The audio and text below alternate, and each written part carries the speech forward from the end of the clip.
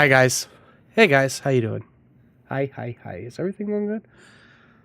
There you go. As I said, like, everything's a little kind of like slapped together in like a half a day, so hope everything's here. Hi. Oh, how's sound? I actually changed some sound shit like right before fucking stream.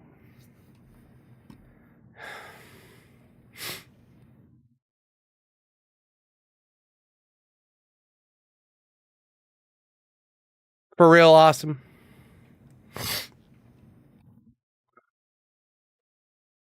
Like, don't troll me right now. Okay. I was gonna say, don't troll me right now. Like, I'm like just getting this started again, okay? You can fuck with me when everything's fucking solid and I know it works. Then it's fine. It'll be funny. Oh shit.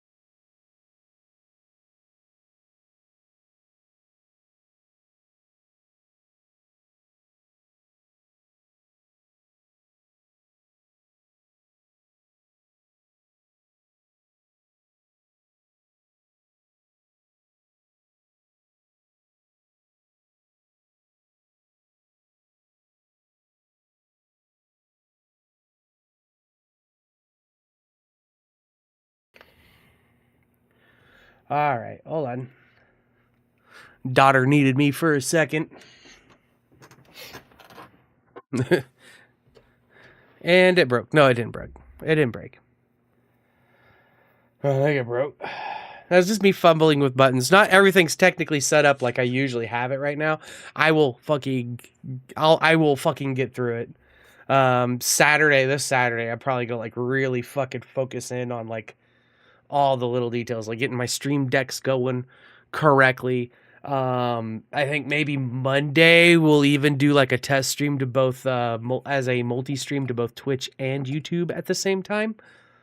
Because I'm still an affiliate there, and their shit changed, right? So, like their policies on multi-streaming and stuff like that.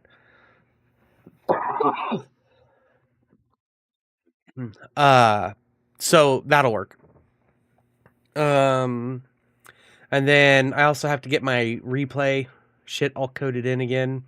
Like I lost everything, like all the bits and pieces that I've had to painstakingly put together and program or whatever. It's all fucking gone. I mean, technically not. It's on the other computer, but it's not like something you could just transfer, right? Like it's not that easy. So, especially the way I put, like, spaghetti code, right? Spaghetti code. Picture spaghetti code through like 6 different fucking hard drives. That was all pulling and bringing it together and doing it. Now I don't have all them hard drives, on the same PC and like, you know what I mean? They're same places. It was just easier to build it back up from like scratch and shit. That's why. Does that make sense now? It's actually easier if I just take like 6 hours one day and go through it instead of 3 fucking days, 4 hours each of those days to fucking here, and here. Oh yeah, it's doable. It's just not as efficient. So I might as well just do it over again. I mean, this will be like the 3rd time doing it. So I've gotten quicker each time. Might not even be like, 4 to 6 hours. It might be like 2. I just haven't attempted yet. So, this is a good story. I was watching a little bit of it earlier, and it was fucking cool as hell. So we are definitely watching this shit. I'm a rescue diver. Something evil hides in the Great Lakes. So we'll watch this. We might watch another one. And yeah. Here we go. Lake Superior never gives up her dead. Her and all the other Great Lakes. They have enough secrets that would put a church boneyard to shame. As an underwater search and recovery team, we do what we can to bring those secrets back to the surface. For the cops, the grieving families, for justice. But sometimes, when the lake gives us a glimpse of what they're hiding, some of us don't live to tell the tale. I grew up around Duluth, but I've traveled across all the states around them. There are caves beneath those lakes, trenches so deep you couldn't see the sun after a certain point. And in those caves are currents that will take you and never let you go. This isn't to scare anyone off from visiting, but be careful while you're there enjoying nature's bounty. Otherwise, I might get a call about you one day. I'm a diver. I've been diving in the Great Lakes since I was young. I can remember snorkeling I really with my like this brother story. when I could barely swim. Growing up, we'd push each other to dive as deep as we could in those crystal clear waters. I ended up joining my college dive team, as well as the rowing team. And after college, I decided I wanted to learn more. I learned as much as I could about diving. I became a volunteer diver for the local sheriff's department before finally joining their underwater recovery unit. The UWRU dives all over the state, but most of my calls are for people who had been lost in the Great Lakes region. It's a lot of water, and it's easy to get in over your head, so to speak. I've seen a lot in my 5 years on the team, but I've been okay so far because someone was there to teach me the rules. My first day on the team, I met with my partner, Michael Drake. Michael had been diving in the area for decades and was a legend in his field. He'd saved a bunch of cave divers a few years back. He was finding bodies and lost items in the Great Lakes since I was a kid. He was the go-to guy for body recovery, and my supervisor said he'd asked for me personally. "I've heard good things," he said, shaking my hand as I took a seat. "You're top of your class at Michigan State, took the dive team to nationals, and you've had nearly 500 registered dives. That's impressive for someone so young." I was tickled. But when he got serious, I knew he wasn't just gassing me up. "Diving with the UWRU is a little different from what you're used to. Volunteer divers play by their own rules," he began. "But here, we have set protocols that we follow when we dive. They may seem silly, but they're the sorts of things that could save your life. So listen close." Now, some of them were simple enough, and were things I already did when I dived. Check your gear before you dive. Always put out your safety markers. Dive in pairs whenever you're on UWRU business. Don't do long dives in caves you don't know.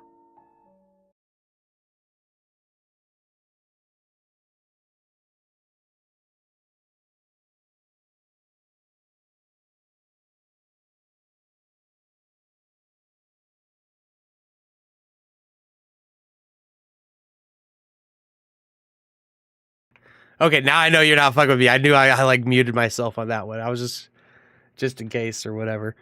All right. So, how many of you all have like actually like dove before, right? How many of you like swam in unknowable depths, right? Like, an open ocean or something, or, in the Great Lakes, because some of them fucking lakes are fucking deep as fuck, right? You can't swim. Yeah. What do you mean you can't swim? You live in Texas, dude. Take your ass to like a YMCA or a creek or something, right? Or like a swimming area, a swimming hole, right? And go to wherever you could just stand up. Well, that's because you're a skinny little shit, okay? Either that or you're really muscly. Either way, you're going to have to like work to stay afloat, right? If you're a little bit pudgy, like myself, right? Then it's pretty easy to float, right? So, like, You know, swim. Then, like, then relax. That's the biggest thing then. You just need to relax. If you're fat, you ain't gonna sink, I promise. You just need to relax. You've tried. All right. I'll meet you one of these days, and I'm gonna throw your ass in the deep end. And it's gonna be sink or swim. And we'll see if you've really tried or not. Don't worry. You'll be all right. Even if you don't think you will be at the time. How I learned. I've had many people try to make me float, and I still sink. I'll just get you fucking baked out of your mind, dude. Where you have no choice but to be like fucking relaxed. You just be like, all right, yeah. Oh. Cloud. These were simple rules that most divers followed, but Michael had some that made less sense when I started out. They were rules that made more sense the longer I dove with him. Like the rule about swirling algae. This is what he told me. If you see algae floating on the surface, that's fine, but if you see it moving in a circle, pack your gear and leave the area. Okay, so that one seemed strange at first. I'd never actually seen algae swirling in a circle. The first time we encountered it, I was half in the water when he grabbed me by the shoulder. He was an older guy, like I said, but his strong grip left me no room for argument as he walked me back out of the water. "Pack it in," he said, taking off his mask and walking back to the truck. "What? Why?" I asked, walking strangely in my swim fins. This is the spot they think the kid disappeared in. We were looking for a boy about 7. He'd gone under further down. This part fed into a river, and this stretch of water in particular had a lot of roots and snags where a body could get caught. We were starting here because it seemed the best place to find him. The plan had been to work our way back up the stream. Now, it seemed, my partner was giving up, and I was very curious to know why. "The algae," he said. "It's circling." He said it matter-of-factly, like it was as obvious as the mask on my face. "And?" I said, needing a little more than that. He sighed and rolled his eyes. "Rule 7. We don't swim when the algae circles." As I took my gear off, I heard him call the head office and tell them that we'd found the kid. He said the spot was good and the algae was circling. He also said we would give it another half hour and then go retrieve what was left. I was as confused about what he was saying as I was by the situation. What was down there, and why couldn't we go get this kid? As he hung up the phone, he went to sit on the tailgate, tapping the spot beside him. Sorry, kid. I forgot you're new at this. We don't go diving when the algae circles. It means there's something down there that could be dangerous for us." I looked at the swirl of green. The path it took was almost hypnotic. I wondered what could be beneath the surface. "What is it?" I asked. "Yeah, I got no idea," Michael said. "Not sure I really want to know. But sometimes it appears, and when it goes away, there are signs left behind that something was there." It took about 45 minutes for the algae to stop swirling and float on down the river. Once it was gone, we put on our gear and made our way to the spot. Michael had been eyeballing it, and as we dove, we found what we were looking for. There was a skull and some bones left behind, but nothing much to identify with. They pulled the dental records after we brought them up. It concluded that it was the kid we were looking for. As Michael called it in, I got a good look at the bones. Oh They no. were something. The kid had barely gone in an hour ago, but these bones were picked clean. It was like something out of a jungle movie. I wondered briefly if the Great Lakes could support piranhas, and I shook away the thought pretty quickly. The waters here were too cold for tropical fish after all. But that led to more questions. What had done this? And where did the rest of the body go? If there were rules in place for it, then how often did it happen? Michael must have known I needed to talk. After we packed the remains away for the cops, he told me to come have lunch with him. We went to this little hole-in-the-wall barbecue place called Smoky's. When he slid a beer towards me, I started to refuse. We were on the job, and it was frowned upon to show up to a dive with a buzz on. But he pushed it closer, saying I would want it. As I sipped at it and ate the best ribs I've ever had, he told me about his early days on the team. Yeah, when I was first starting out, my old dive partner told me that the UWRU only had 5 real rules. There's the one about not swimming when the algae swirls, and the one about not diving deeper than you can see the sun. Yeah, and there's also the one about not diving into caves you hear clicks in if you find underwater caves.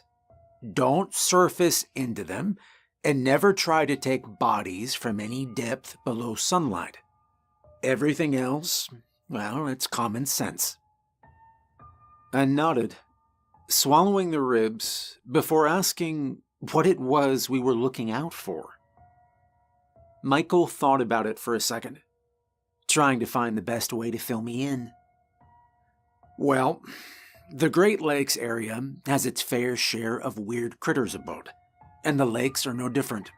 My old partner called them halfway people, though their real name is something long and hard to pronounce. Yeah, they once lived peacefully with the natives in this region, but the Europeans taking over the land seems to have angered them. Now that we've hunted off a lot of the local fish and marine life, some of them supplement their diet with the occasional swimmer or unsupervised inner tuber, he said. I mulled this over as I chewed at a rib, trying to decide if he was messing with me or not. I'd been hazed before, you know. I was gonna say, it sounds like hazing, And doesn't this it? seemed like a classic case of mess with a new guy. I was waiting for him to break into laughs, and for him to talk about how he'd got me and how gullible I must be to fall for something like that. The longer it didn't happen, the more certain I became that he wasn't trying to pull a joke. Okay, so you're telling me that there are cannibal mermaids in the Great Lakes region? Well, no, Michael said. They aren't really mermaids, not like we know them. And cannibal would suggest that they shared any kind of relationship to us. They are river spirits, and they have decided that we're tasty as hell. I'm not telling you these things to scare you, just to make you aware. We have rules for a reason, so be aware of them. And beware of the things they're there to protect you from. I told him I would, though I certainly didn't believe in a bunch of flesh-eating merfolk in the Great Lakes region. I wouldn't see any of them for my It'd be first 3 kinda hard. years, but I would see the swirling algae a few times. And when I heard the clicks while cave diving, I always left the area. The halfway people were always mindful enough to leave the bones of whoever they took, though whether that was kindness or not was open for debate. They always sent enough back for identification, usually skulls or half-chewed fingers. Michael said it was just part of the job. Well, yeah, nothing much can be done about it, was his mantra. We can't fight him, and the couple of times I've seen someone try, it ends up being somewhere between frivolous and, yeah, devastating. I didn't bother to ask him what that meant. and we proceeded with our job as usual. Believe it or not, there's always more than enough to keep a diver busy with the Great Lakes. If it isn't missing persons, then it's lost vehicles that have gone into a body of water, or running the magnets or metal detectors for goods used in crimes. I've probably pulled about 30 handguns out of one lake, plus safes and other things that people try to hide in the lakes and surrounding rivers. The number of criminals who think it's a good idea to hide money in the water is astounding, and they always seem confused when the police tell them that it had fallen apart when they fished out the loot. Even the disappearances weren't all strange. The Great Lakes are a pretty great place to fish, swim, and take your boat out for the day in the water. They are also a great place to get drunk and run out of gas on your jet ski, or flip your kayak over and discover you don't have the upper body strength you thought you had. What I've learned over the years is that there's a lot of ways someone can get swept up in the current and float off for parts unknown. Do you guys still dive after all of that?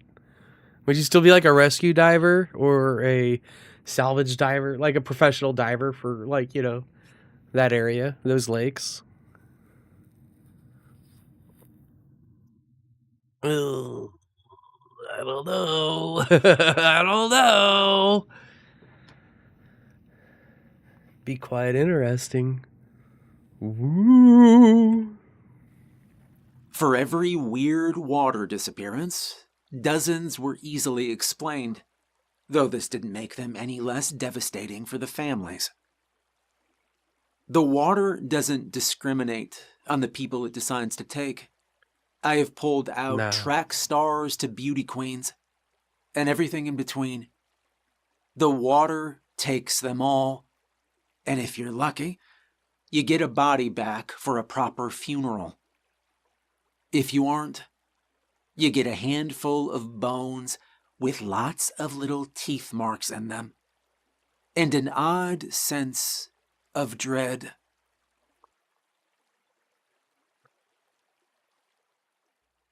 I was nearly 4 years into the job when I first saw one of the halfway people. 4 years in, when we broke the rules, and it cost us dearly. We were looking for a raft that had gone missing. The raft was from Big Time Rapids, a company that did tours for the rapids off the coast of Ohio. These rapids, they're not for the weak of heart. The troop of Eagle Scouts who tried to conquer them started out with 4 rafts, 20 scouts, and 4 scout leaders. When they came to the end, they had 3 rafts, 17 scouts, and 3 scout leaders. 2 of them had fallen off when the raft was swept into a narrow offshoot, and they had been pulled from the water just fine. The other 3 scouts and their scoutmaster had been swept into a ravine and were now lost. The Park Service tried to find them from the air, but they couldn't spot any sign of the missing scouts. Search parties had been equally as unsuccessful. It was eventually decided that a team would need to follow them up the passage to retrace their steps. In the end, they hired us, and we took a small raft up the stream they were last seen in. The passage would have been difficult to see from the air with the dense tree cover around it, and the cliffs on either side were so steep that the search teams couldn't even get close to the ravine. The scouts would have had no more luck in steering their raft than we would. We held on as we were bounced around mercilessly by the rapids. There was no steering or paddling. The path was too narrow.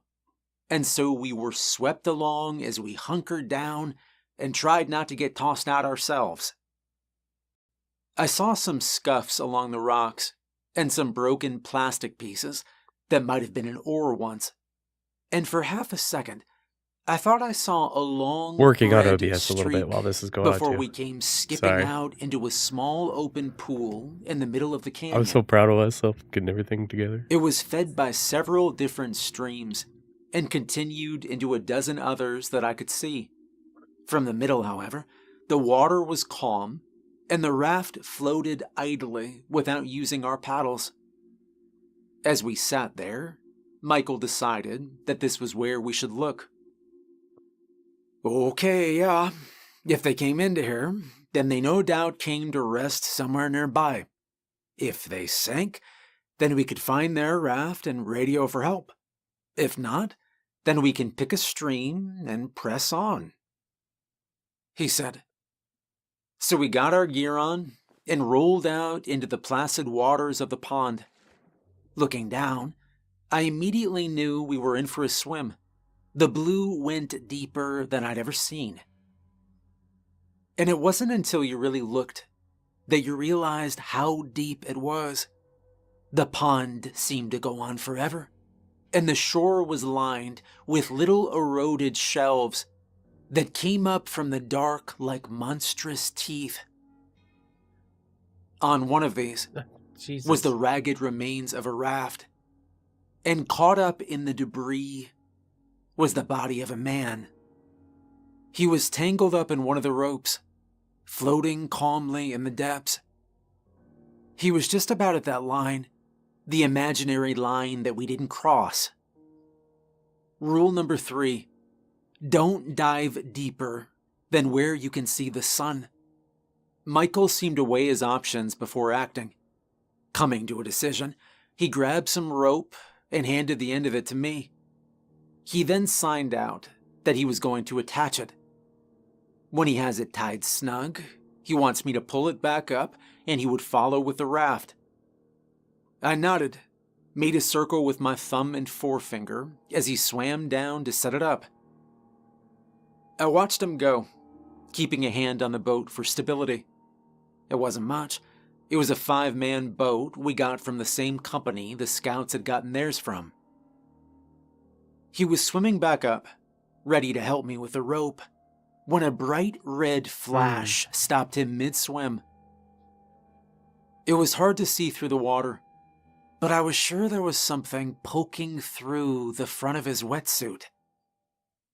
Suddenly, he was pulled into the depths, and whatever got him seemed a hell of a lot stronger than I was.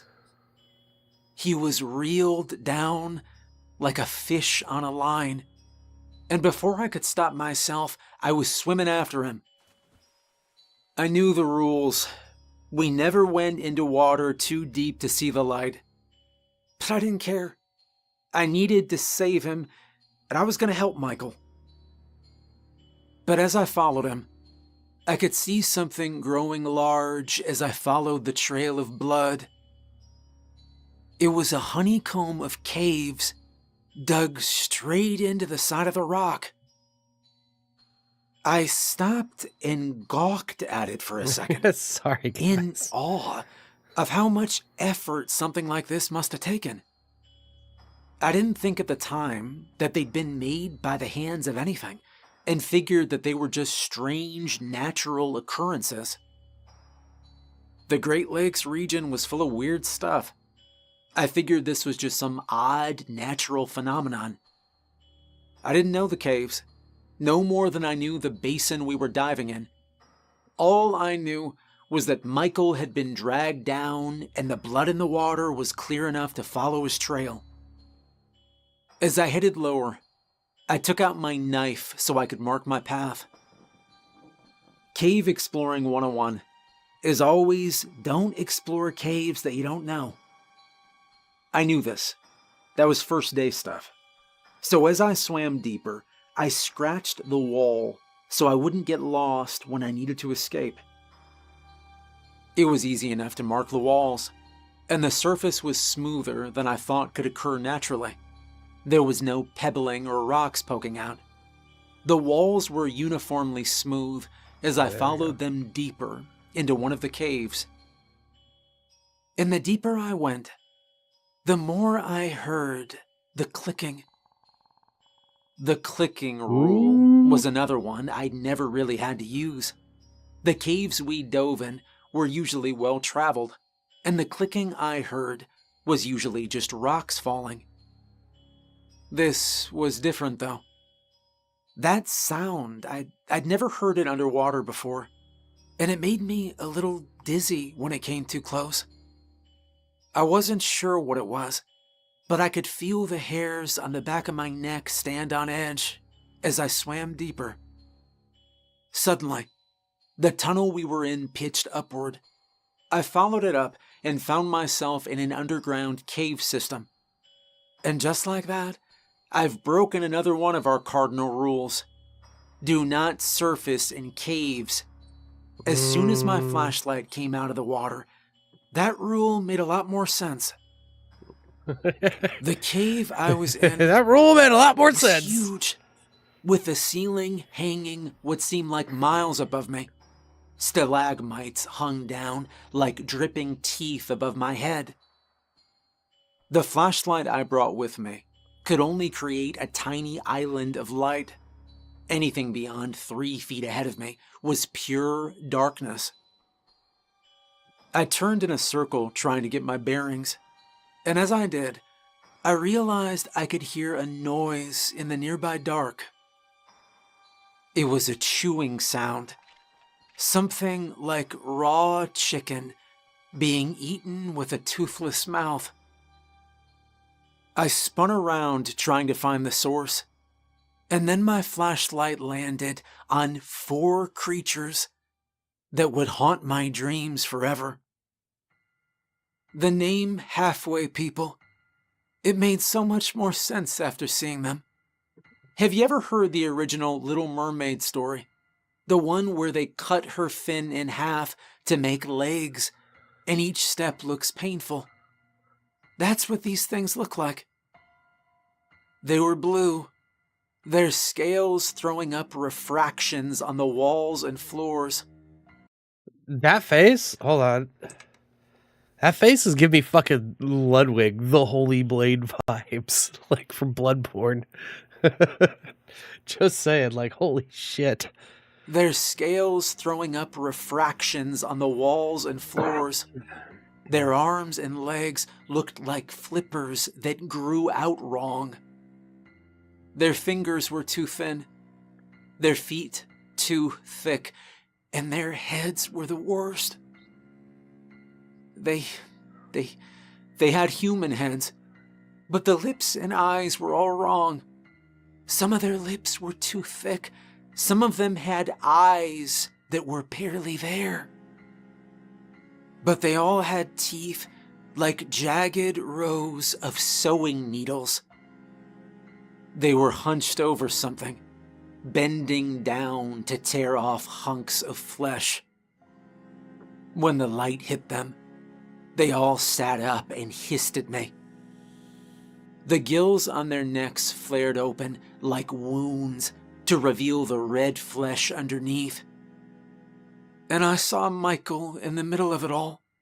His dead eyes stared up at the ceiling as pieces of him were scattered among the rocks. I quickly dove back into the water and began kicking frantically back the way I'd come from.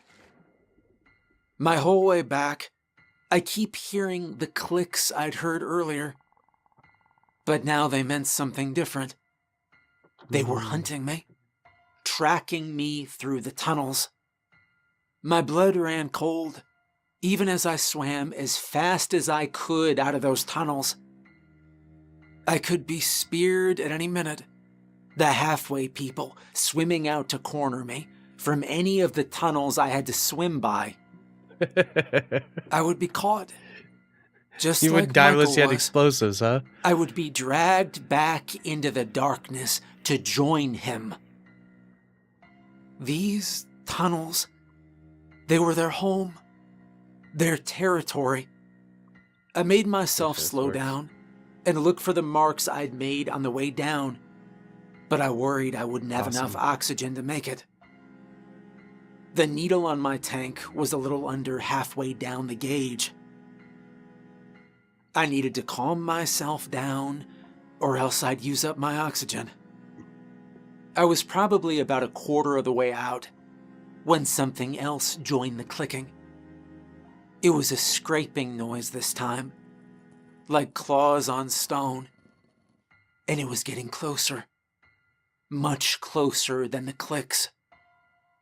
I had my knife in my hand, but I didn't think it'd do much good against those things. So I started swimming faster, probably wasting more oxygen than I needed to. My arms were burning as I pushed myself beyond my limits, and the same thoughts kept running through my head. They could get me, eat me, and I would die beneath the water without ever having seen the light again.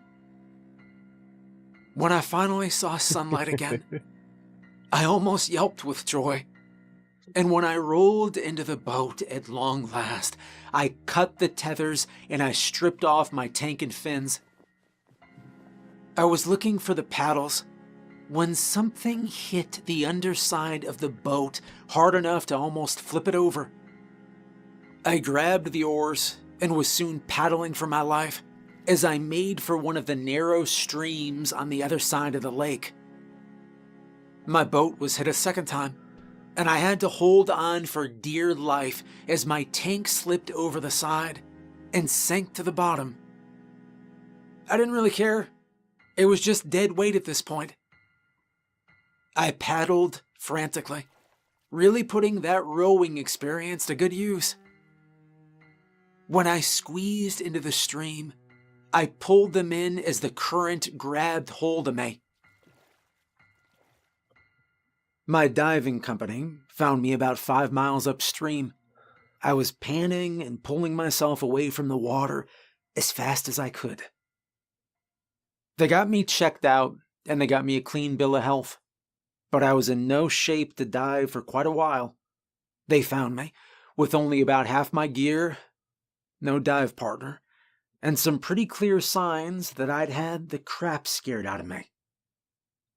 The boss came to see me at home a week after the incident, and as we sat in my living room, he asked me if I'd seen them. I asked him who, not wanting to sound like a lunatic, but he gave me a look that told me he knew already. The halfway people. Michael did something to get their attention, didn't he? He asked. I nodded.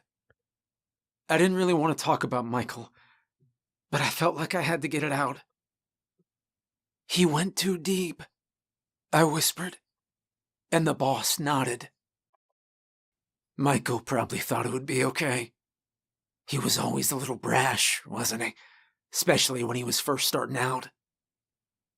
But after seeing a diving partner taken by the halfway people, he was careful to follow the rules. Was it your first time seeing him? I nodded, and he patted my shoulder in a knowing way. It's always difficult after the first time. If you want to quit, I understand. But I wish you wouldn't. You're a great diver, maybe even better than Michael. And I need someone like you on my team. Why don't you think about it and get back to me? It took some time, a long while, I suppose. But I did eventually get back in the water. And over time, I began to feel comfortable with doing dive missions again. Even so, I was careful to follow the rules after that. And I always make sure that the new guys understand just how important they are. We don't swim. Did you seriously just join this? Algae circles. You missed a hell of a story, dude. You might have to go back and watch this. We don't surface in underwater caves we are unfamiliar with. And above all, we never, ever dive so deep that the sun can't touch us. I know what lies beneath the surface now. I just hope no one else has to. Dun, dun, dun. Hey, I hope you enjoyed the video. Special thank you to all my patrons. If you'd like to become a supporter on Patreon, there's a link in the description. I hope you have a great night, and thanks for watching. That was just fucking amazing. Like, I've already liked this. Like, I knew I was gonna watch it. So yeah, we might have like another uh, channel we could go to watch these amazing stories and stuff. You know, because quite honestly, it's called Lighthouse Horror. If you liked that story, definitely go check them out, guys. And if you want me to like react or watch one of these videos, you know, just fucking like drop it in my Discord, you know, um, and all that. So yeah, uh, I'm just not feeling the best. I'm all stuffed up. I need cocaine. That's what I need. That'll fucking clear me up. Just a little bit of cocaine. Daddy wants some candy for the nose. I work in a prison for monsters. That one sounds cool. My girlfriend found the Book of the Dead. We shouldn't have opened it. I found a Wendigo outside my cabin. It wants my dog. Why does that dude look like a Ninja Turtle? Look at that dude.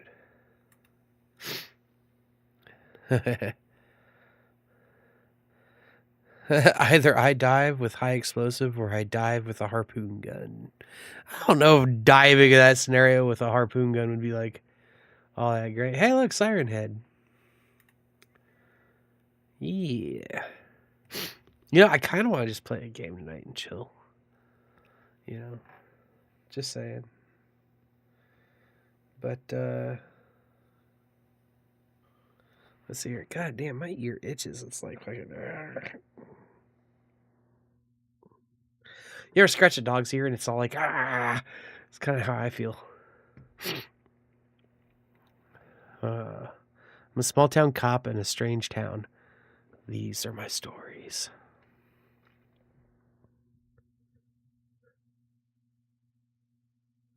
My wife has been peeking at me from around corners and behind furniture. Okay. So, and there was like another YouTube of this guy, like Lighthouse True Stories. You know, and I went ahead and subscribed to this too. We might be able to watch it. And this is like fairly new too. Like, I guess these videos are coming out like every day, you know, and has been going for like the last 6 days. So, like, I guess he just dropped one 48 minutes ago. It's already got 251 views. Fucking awesome, right?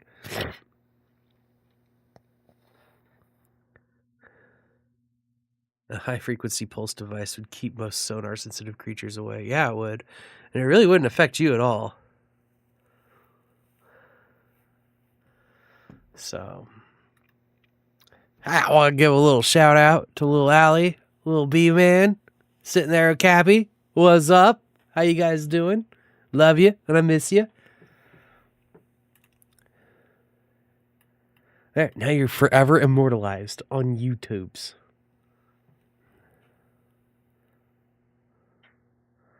No good fights, just force multipliers, please. Exactly. How to stream horizontal and vertical at the same time. Why not both? See, I'm going to watch that. Like, I'm going to do it all. I finally got something to do it. Skibbity doo dop, beat up. All right. You know what we're missing?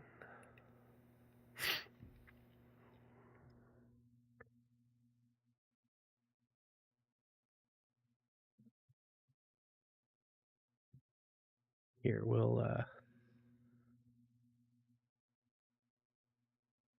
watch another one. Let's see here. Emergency. If you fall asleep, you die. Yikes. No, thank you. In 1982, students went missing. I know who took them.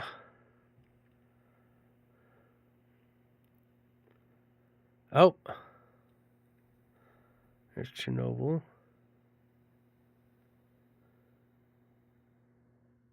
People on this planet are not normal. They're really not.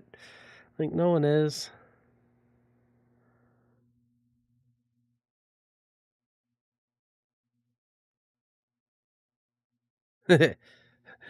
I got a job at Disneyland. They have strange rules. Like, I actually believe that one. I bet you they do got some fucking fucked up rules. 6 rules for idiots looks good. Okay. Yay! Allie B screaming, "Woo! We love you!" Chat, give a shout out to Allie B. Let's see. Let's see if anyone says it.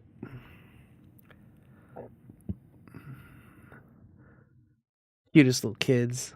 They're great.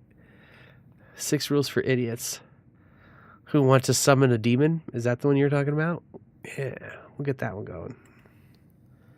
Bloop. Once you start the ritual, make sure you know how to end it. Just type their name. Awesome. Jesus. I'd been stuck in my apartment for 10 days straight, I think. Wasn't really sure. It was hard to remember anything since I started the ritual. I didn't sleep much, and the food went bad days ago. But leaving was not an option. Not if I wanted to save Maddie. One more night. That's all it would take. I hoped. Now, Maddie's my twin brother. He was the good one, you know? He'd always been the golden boy. Smart, considerate, loved by everyone. He even got a full scholarship to college. It was like someone split up the good and bad parts of a person when Maddie and I were born. Me, I've always been on the wrong side of everything. Jobs, the law, you name it. Maddie was the only one who never stopped believing in me. I never meant for it to turn out that way. I just didn't think things through. But I didn't care about any of that. What mattered was that I couldn't just watch him die, not when there was something I could do about it. I found this book, you see. I was in this old secondhand bookstore to get something to cheer my brother up. Maddie loved the pulpy crime thrillers that were on clearance. He could tear through a stack of those in a week, probably because he couldn't do much else from a hospital bed. But that was where I found it. A book called The Gospel of Worms. A skinny leather-bound thing that smelled like mold. It was shoved under a pile of murder mysteries, like it was waiting for me to find it. Though calling it a book was an understatement, it was all handwritten. Every inch of it was covered in notes and scribbles. A few of the pages had whole sections crossed out in red ink. And the pictures, they looked like they were printed out and glued on. But it said it could give someone control over life, sickness, and even death. Appreciate the compliment, Cappy. I thought it was a joke at first. Or maybe I was just curious. I can't remember anymore. My memory, it hasn't been the same since I found it. All I remember was I started reading and I couldn't stop. I stayed in my apartment until I missed visiting hours. I didn't get to bring Maddie his books that day. I felt awful when I noticed the time. But the nurse told me they had to give him an emergency dose of meds that afternoon, so he was knocked out most of the day anyway. I dropped by the hospital the next morning. Maddie was still asleep, but I wanted to drop his books off so he had something nice to wake up to. I placed the stack on the table, and I gave his hand a squeeze. His eyes opened instantly, and he smiled at me. "Wow, thanks, Mikey. That's enough to last me a lifetime," he said. I gripped his hand tighter. "Hey man, don't joke like that. You're gonna live long enough to see every one of these guys retire," I said. I bet their publishers would still put out the books even after they die. He started. I'm pretty sure that James Patterson is gonna be on the New York Times bestsellers list until Judgment Day, Maddie said, struggling to say every word. But he'd always been the type to commit to a punchline. Look, Maddie, I think I found a way to help you. But I'm gonna have to go away for a while, okay? 2 weeks. Maybe 3 tops. So you gotta promise me that you'll still... I couldn't finish the sentence. You don't gotta do that, Mikey. I told you, I'm fine with what's coming. I've lived a good life. And I've got a brother who brings me a whole library every week. I finally feel like I have all the time in the world, you know? He said. You're 24, for God's sake, all right? Don't talk like that. You're gonna get more time, I said, with more force than I intended. I could see he wanted to argue some more, but he struggled to even keep his eyes open. So he just nodded, and he asked me to read to him. I did, and I stayed until he went back to sleep. And then I headed straight to Walmart. The book was clear on this. Once the ritual began, I couldn't leave until it was done. I wasn't supposed to have any contact with the outside world either. And the whole process, it was supposed to last for weeks. But other than that, it was pretty simple. Follow the steps, say the words, and he'd get better. Just 6 simple steps is all it would take. I filled my cart with enough supplies for a month just to be safe. After getting that done, it was time to hunt down the things I needed for the healing ritual itself, and those weren't something you could find in a grocery store. I had to go to the dark web for them. I spent hours on a bunch of different forums. Soon enough, I got invited to a couple of private chat groups. It was there that I found my leads. You'd be surprised what people were willing to do for the right price. There was a whole underground market for occult objects and services. Rare herbs, hard-to-find bones, animal parts. There were even things like unicorn hair, mermaid eggs, and angel feathers. I spent days going through listings and putting up ads. Most nights, I was up way past midnight setting up meetings. By the 5th day, I got a call from my boss at the garage I worked at. Didn't even ask me if I was okay. Just told me not to bother showing my face there again. Didn't matter much to me, though. I had bigger things on my plate. Then, after a week, I found my suppliers. I met a prison guard who wanted to get paid in crypto. He said that harvesting what I wanted wouldn't be easy. And then, there was a kid who worked at a funeral home. He didn't charge me much. He was new to the occult scene. So, he just wanted me to spread the word about his services. The most surprising contact of all was the suburban mom who made custom ritual tools in her basement. No questions asked. And then just when I got everything I needed, Mom called. She was pissed at me for worrying Maddie. I told her I was in the middle of trying to save his life. She hung up on me after that. But again, I didn't really care. I went through my checklist one last time. I paid the rent in advance to make sure no one else bothered me. And then I locked the door. I was listening the whole time. I just had to go to the restroom and stuff real quick. Motherfucker summoning a demon. Faux show. Now, before I could actually do the ritual, I still had a few more things I needed to do. The book said I had to make sure my place was sealed off and I was purified. I opened up the first bag of salt. I needed to make sure my entire apartment was lined with it. Every room, window, every doorway. I went through 10 bags of the stuff by the time I was done. I made sure to go over each line twice so there wouldn't be any gaps. This was the only way to keep any unwanted spirits from interfering with the ritual. Once that was done, it was time to prepare myself.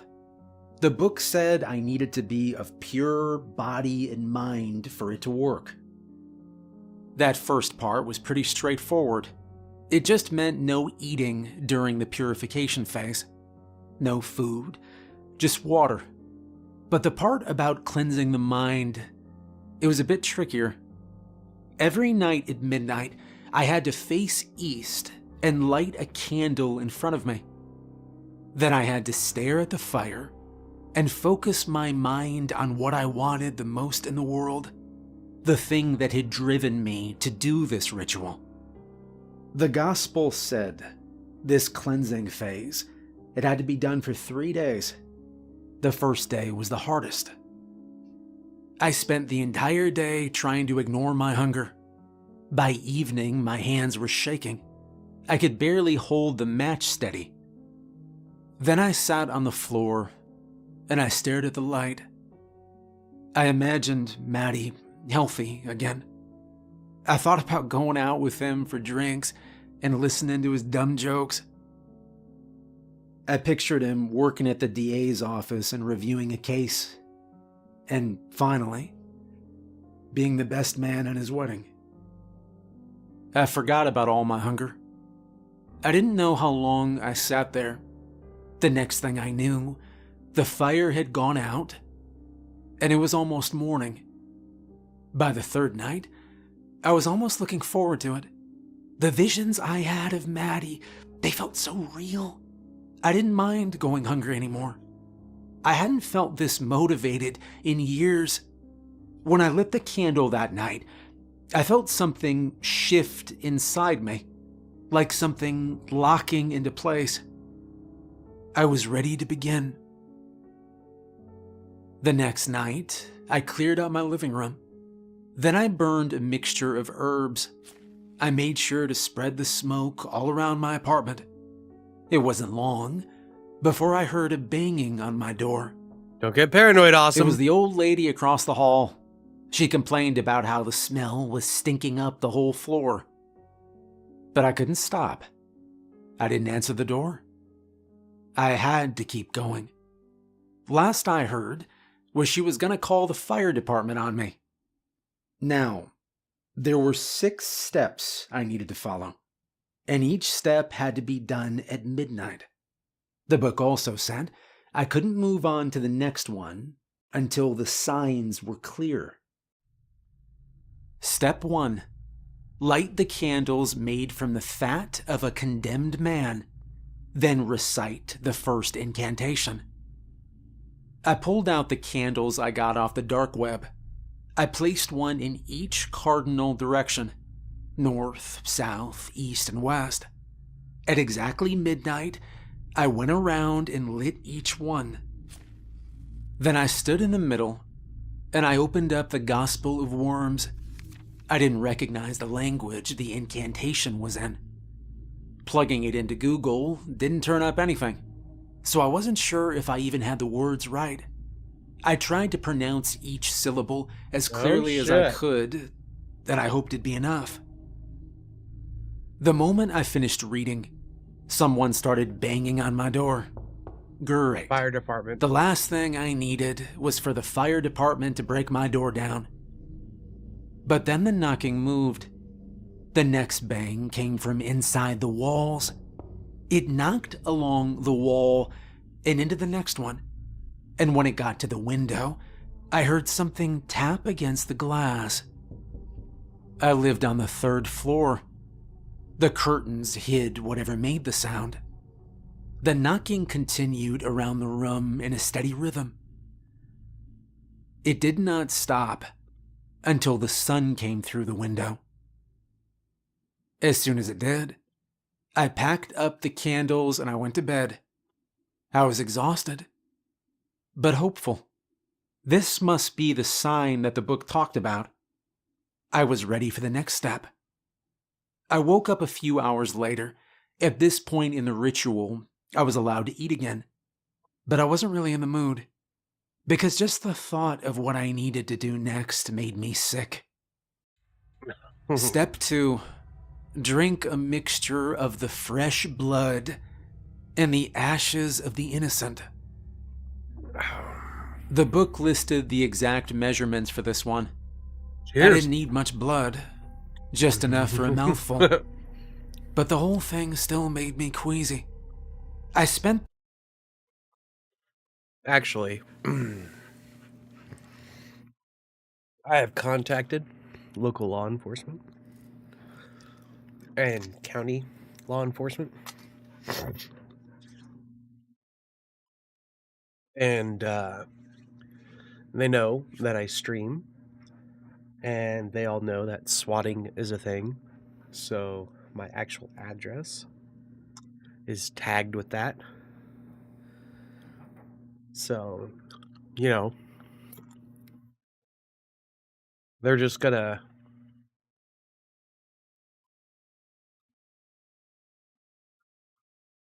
be chill about it because it's a thing. And it's also an attempted murder charge, just so you guys know. It's a very serious thing.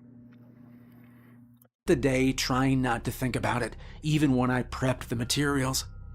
Shot glass, knife, antiseptic, and the ashes, of course. Then midnight rolled around. I took a deep breath, and I cut my palm open. I watched the blood flow into the shot glass and mix with the ashes. For the first time, I questioned what the hell I'd gotten myself into. If it weren't for knocking last night, I would have quit right then. I mean, they would, but my dumbass always has like my phone like laying down, and it's always on mute. I mean, you know how it is. The Gospel of Worms could have just been made up by some lunatic. But something did happen. I couldn't deny that. So I took a deep breath and I swallowed the shot. I gagged. I fought the urge to vomit everything back up. I had to keep it down. I had to. And then nothing happened. I sat there on the floor, waiting. I watched the clock tick towards dawn, but there were no signs. No knocks, no nothing. Not even a cold spot. I went through all that, and all it did was waste a whole day to save Maddie. No more mistakes. No more Really, doubts. he's not as pure as he thought.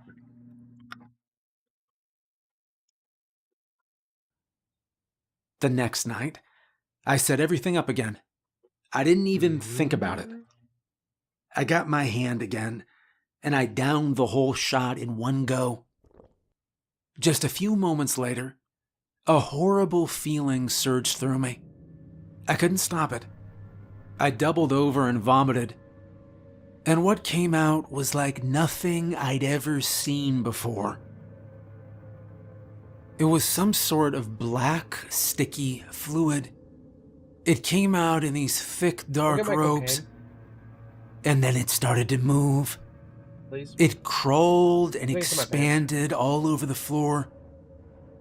I wasn't throwing up by then anymore, but it still managed to spread until it covered the entire ground. It only stopped just before it touched the salt that lined the room. The black substance quivered for a moment. Then it began to sink between the floorboards. I watched as it slowly disappeared, as if it had never even been there. It didn't even leave a stain. And as soon as it was all gone, the knocking started again. Lots of them. They came from every wall now. Loud, table. overlapping Oh. banging filled the entire room. Like a whole crowd was cheering me on.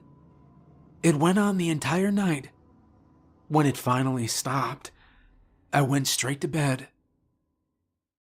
When I woke up, it was already late afternoon. I felt like I'd been run over by a truck. Every part of me ached. My head throbbed like I'd downed a whole bottle of whiskey last night. It was like a bad hangover. I managed to get up and make some ramen. Wasn't much, but it was all I could handle.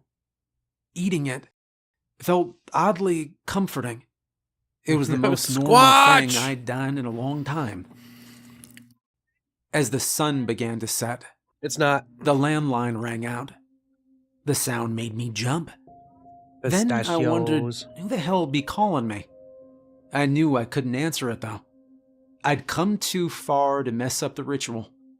So I went over and unplugged the phone. A minute later, my cell phone started ringing.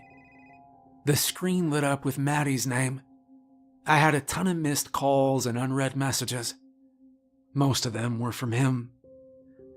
It tore me up to ignore it, but I didn't think I should even read his text. What if that counted as contact with the outside world? Yeah. The phone continued to ring. Sorry, Maddie, but this is for you. It'll be worth it, I thought. I shut the phone down. I had to prepare for the next step. Step 3. Construct an effigy with the personal belongings of the sick and surround it with salt. Compared to the last one, that sounded easy enough. I put together the old mannequin I brought just for this. Then I unpacked Maddie's clothes and his graduation portrait. As midnight approached, I calmed myself by meditating.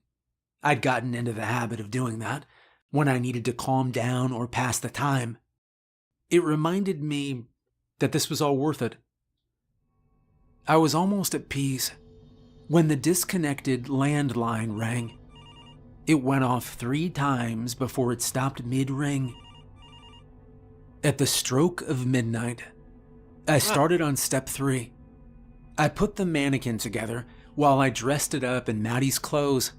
I used an old hoodie of his and the shirt he wore the last time we went out together. And then I taped his photo onto the mannequin's face. Around the base of the mannequin, I poured a thick circle of salt. Then I stepped back and waited. The room was silent. Hours ticked by. By the time sunlight shone through the windows, I was pissed. Another night wasted. Maddie didn't have much time. I took everything apart and I went to bed. And when I woke up, I was still angry. What the hell did I do wrong? Maybe I needed to cleanse myself again. Worth a shot? I was barely eating anyway. I spent the whole day staring at a candle and thinking of Maddie. I couldn't afford any more mistakes. The ritual had to go perfectly from now on. That night, I set everything up again. I reassembled the figure and I fixed up the clothes. And I made sure the salt circle was as perfect as I could make it. I waited. And again, nothing happened that night. I waited until morning. Then I tore the mannequin apart. I tore the clothes off more roughly than necessary. What was I missing? What more could I possibly do? I was starving and exhausted. I could feel my ribs through my shirt, and I could barely stay on my feet. I stumbled into the kitchen for something to eat, but when I opened the fridge, I had to slam it shut again. The smell hit me hard. Everything in the fridge had gone bad. Vegetables had liquefied. The meat had turned green. Ooh. There were maggots everywhere. The milk had exploded and turned into a curdled Harley, mess you're at not the going to bottom. name a movie, sir? I just bought all that food a few days ago, and the fridge was still running fine. I checked the cupboards, but everything had rotted there too. The cans were covered in rust. Maybe. The ramen was covered in mold. Even the peanut butter had turned into a dark shade of green. Yeah. And then it dawned on me. This was the sign I was waiting for. I could move to the next step. This would mean I won't have anything to eat until the ritual was done. But I was halfway through. Only 3 more steps to go. I can last that long. For Maddie. For Maddie. Step 4. Burn the effigy while chanting the second incantation. I dragged myself back to the living room to set up. The mannequin stood right in the middle of the room, the one that I just pulled apart. It was wearing Maddie's clothes. A salt circle was drawn neatly around it.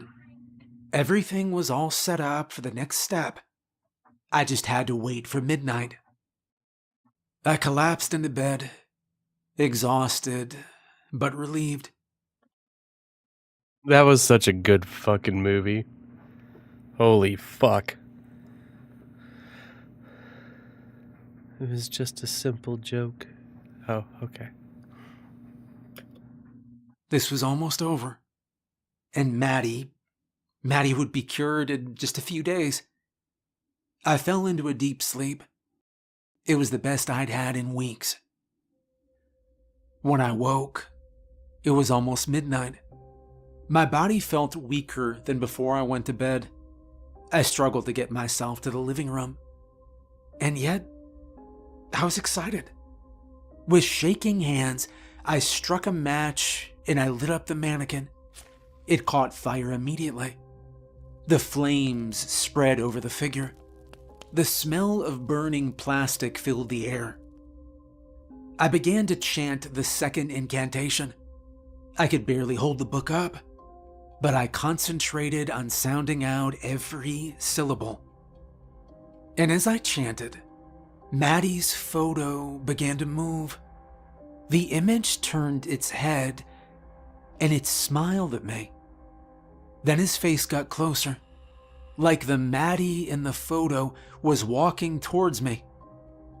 His face filled the frame. Then the fire reached the photo. Its edges started to melt. And as the picture warped, Maddie's face transformed from a smile into a horrified scream. The moment I finished the chant, the landline started ringing. It echoed throughout the apartment. Each ring drilled into my ears. It only stopped when the fire went out. By the end of it, the mannequin was a melted pile of plastic. The clothes had all burned away. The photo was a charred, crumpled ball. I was too tired to clean up. I staggered to the bedroom and I crawled into bed. But as soon as I put my head on the pillow, the whole thing collapsed. The frame cracked in two. I pushed myself up. All around me, my home was just falling apart. The paint curled and flaked off. Cracks formed on the ceiling. The windows were now covered in grime. I heard a light bulb explode somewhere. I went to the bathroom sink. The water that came out barely formed a stream. I caught as much as I could for a drink. After a few seconds, it stopped completely. Then I saw myself in the cracked bathroom mirror. My face was covered in small, fresh cuts. I had no idea where they came from. I tried to wipe at the blood. My shirt was torn and full of holes. I didn't really have time to dwell on that. I just wanted to sleep. I collapsed on the couch. A cloud of dust puffed up when I did. The springs dug into my back, and I couldn't sleep. So I just stayed there, thinking of Maddie. I missed him more than ever. But we were going to see each other soon. I just need to survive this ritual. 2 more steps left. I held on to that thought as I waited for midnight.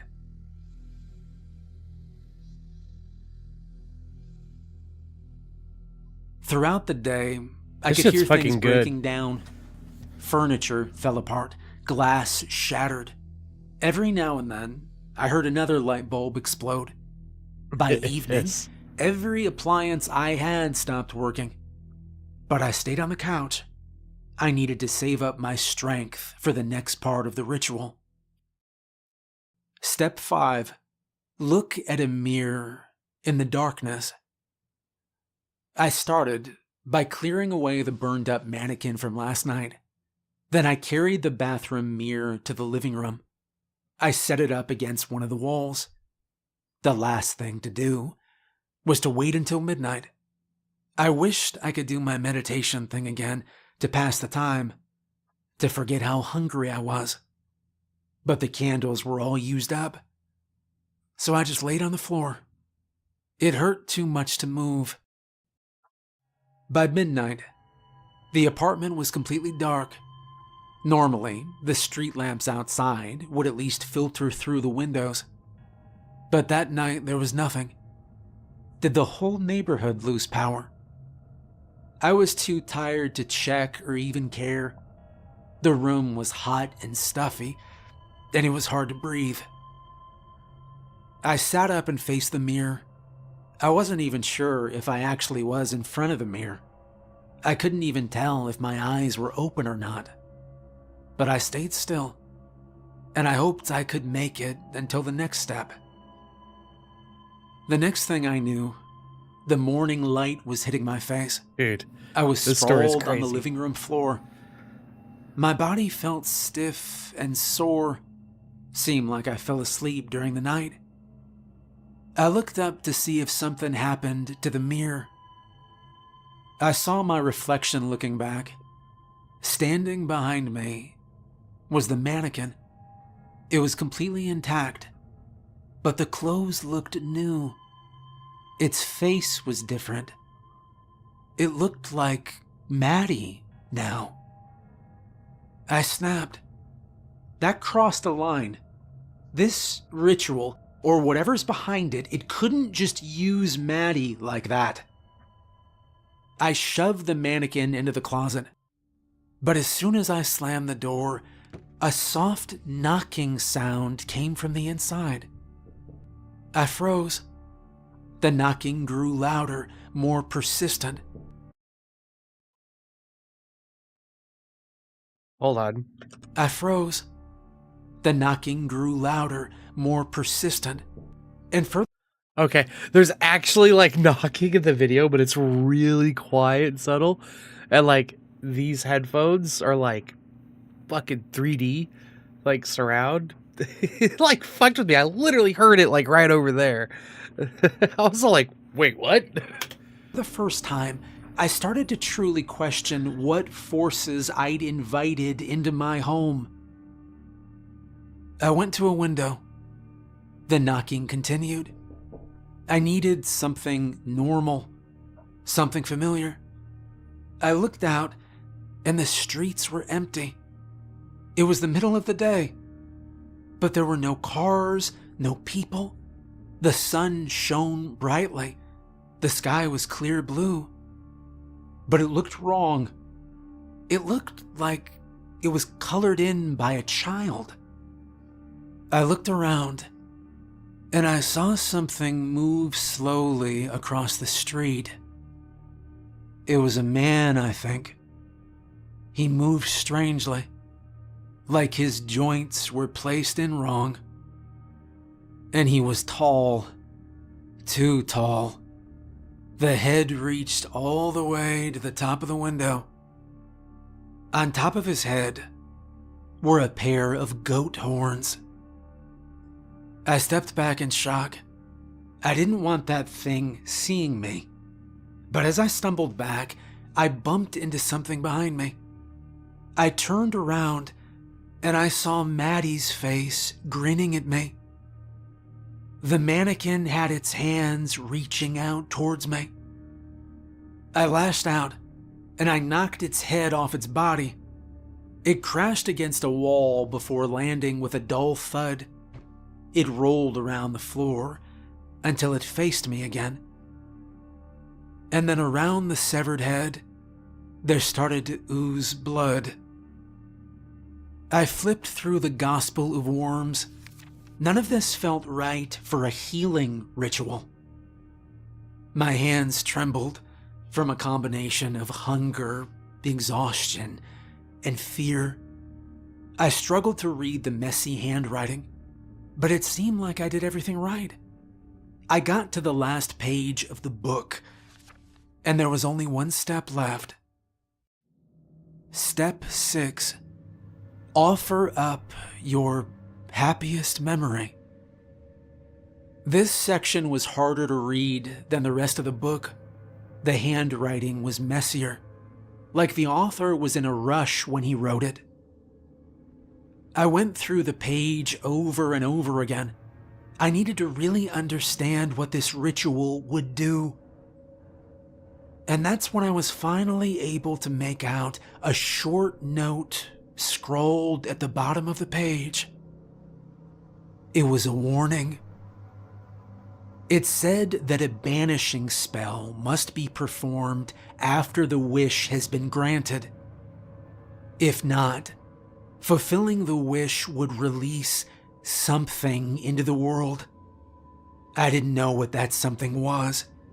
The author had covered the name in thick, dark lines. I turned the page to the banishing spell, but it had been torn out of the book. Heavy footsteps echoed through the apartment. The light outside dimmed, but not because it was almost evening. No, it Sheesh. looked like someone was turning the sun off. The blue sky turned gray. It looked even more flat now, like it was made of something solid. It looked like a giant gray wall trapping me here. And then the sky began to crack. Giant fractures formed and pushed the world apart. Something moved in the corner of my eye. It was the mannequin. Its head was back on its neck, and it wasn't smiling anymore. Instead, it looked sad, disappointed, like how the real Matty looked the last time I saw him.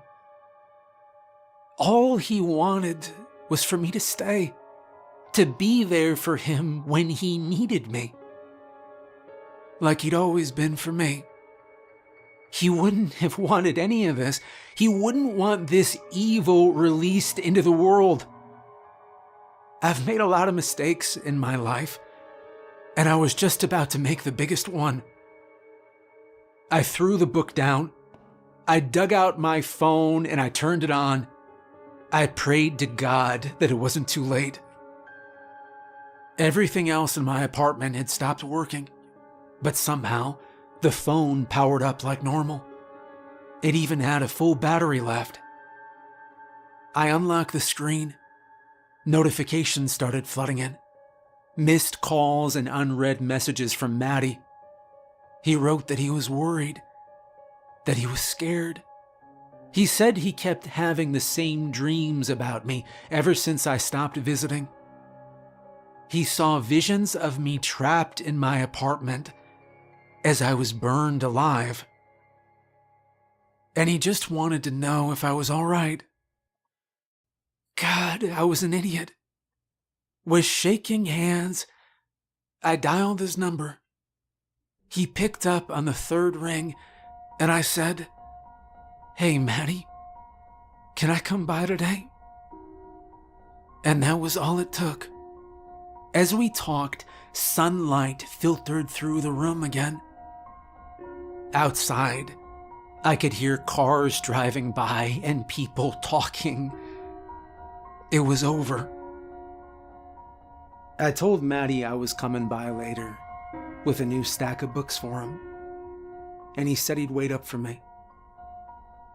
Before I left, I wrote down one final rule in the book. Step 7. Don't do the ritual.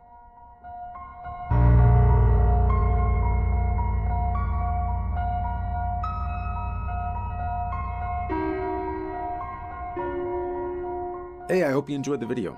Special thanks to all my Fucking patrons. awesome. If you'd like to become a supporter and get the audiobook early access version of upcoming stories, there's a link to my Patreon below. Thanks for watching, and have a good night.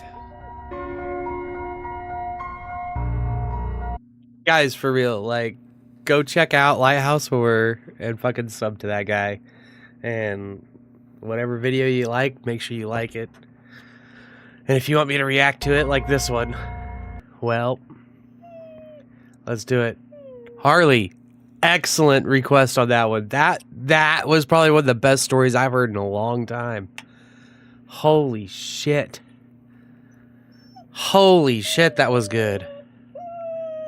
Sif, stop. Stop. She's over here whining. Do you want to be famous? Come here. Oh, you little Sif. Here's a little Sif. Ow! What? What? What? No, you're not going to get the food. You can't have pistachios.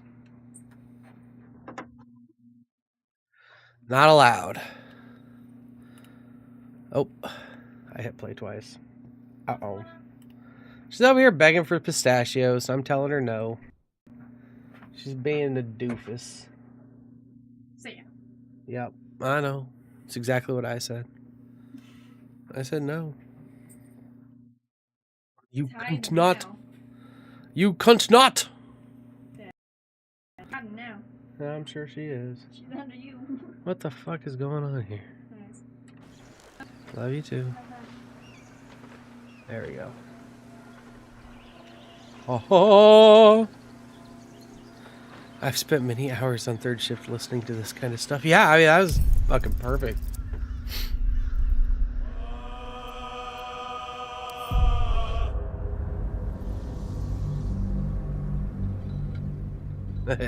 This is Bob Boomstick. Also, if you don't read the book completely before starting the ritual, be sure to have plenty of holy water, sage, and correct wards of protection. The only ward of protection I need is a Harley ward. Sorry, that's stupid. I didn't even fucking level up last night. I was so tired. I streamed pretty late last night, though, too. Like, I think we went to, like, what, 10? I usually stop at 9. So is the Baldur's of the Gate. So, party tab. We can go level up.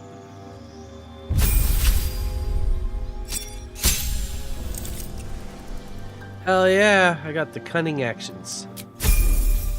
That's about it. That's all I can really do with that one. Was it 10:30? Jesus.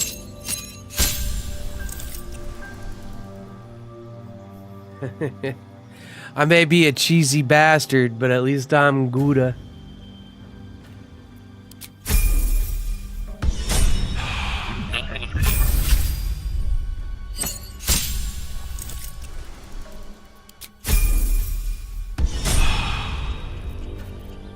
So, yeah. Where's the,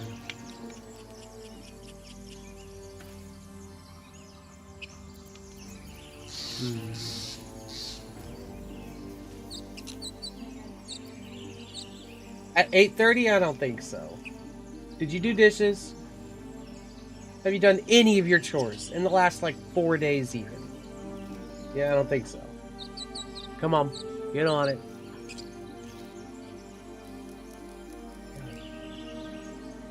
Seeing shit out of the corner of my eyes, guys. What's that? Combat log. Journal. Where's the fucking short rest button? I thought there was a short rest. You're sad you lost your Pillars of Eternity save. I haven't played Pillars of Eternity. Is it any good?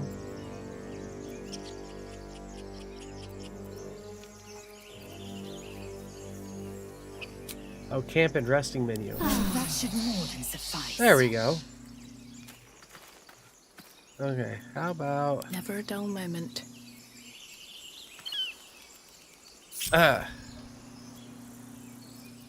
then I'll sneak. If everyone else minds their business, I'll be fine.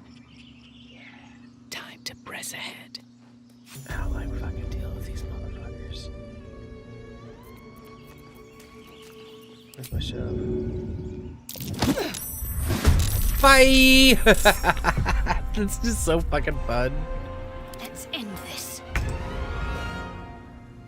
Heading there.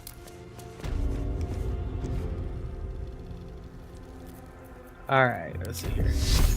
Overface myself. And we'll do a... I don't know if I can do a firebolt to anybody or anything. Maybe? No? Right there. Did that do anything? Nope. Okay, cool. Thought maybe I could start burning them plants. Despite everything. Okay.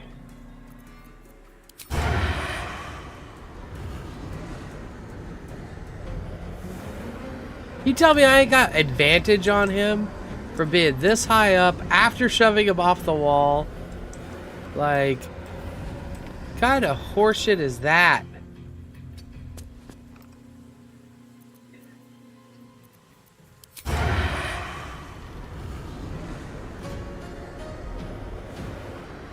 Combat is real time and not turn based, and there's a lot of options for playstyles. Okay. I mean, that's fine. Like, okay. Fuck that guy. He's dead. He got shoved off a big ass wall. And I yeah. am fury. I am death. Hell yeah, let's go. Fucking Lae'zel getting into character. We're just gonna have you dash.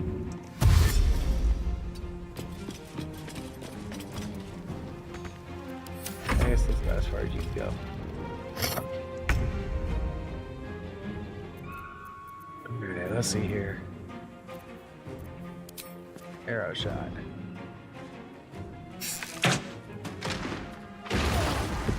Oh, fuck yeah, look at that. Fucking 2 in 1 go.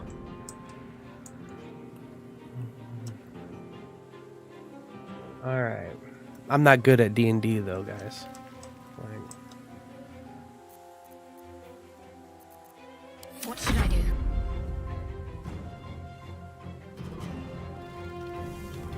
okay. Are you the only one left, you poor thing? On I go. Oh my dear God. Here, let's see here. What's this? Scroll to detect thoughts. Fuck.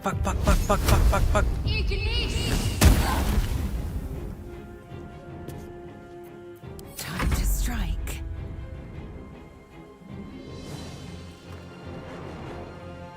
Jesus. Lae'zel?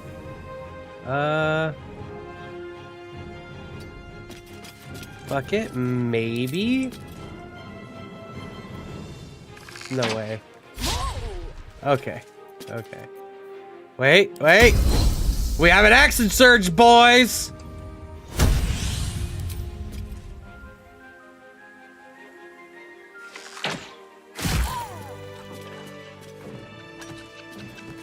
They didn't even have a chance to go.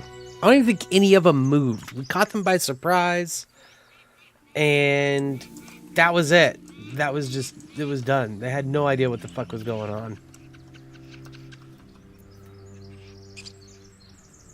Alright, let's group These back up. boots have seen everything. Oh yeah, I'm gonna take all that food. So if you guys ever have problems with that encounter, just do what I did. It makes it way easier. Yeah, we're just gonna take all his shit. We're gonna come up here.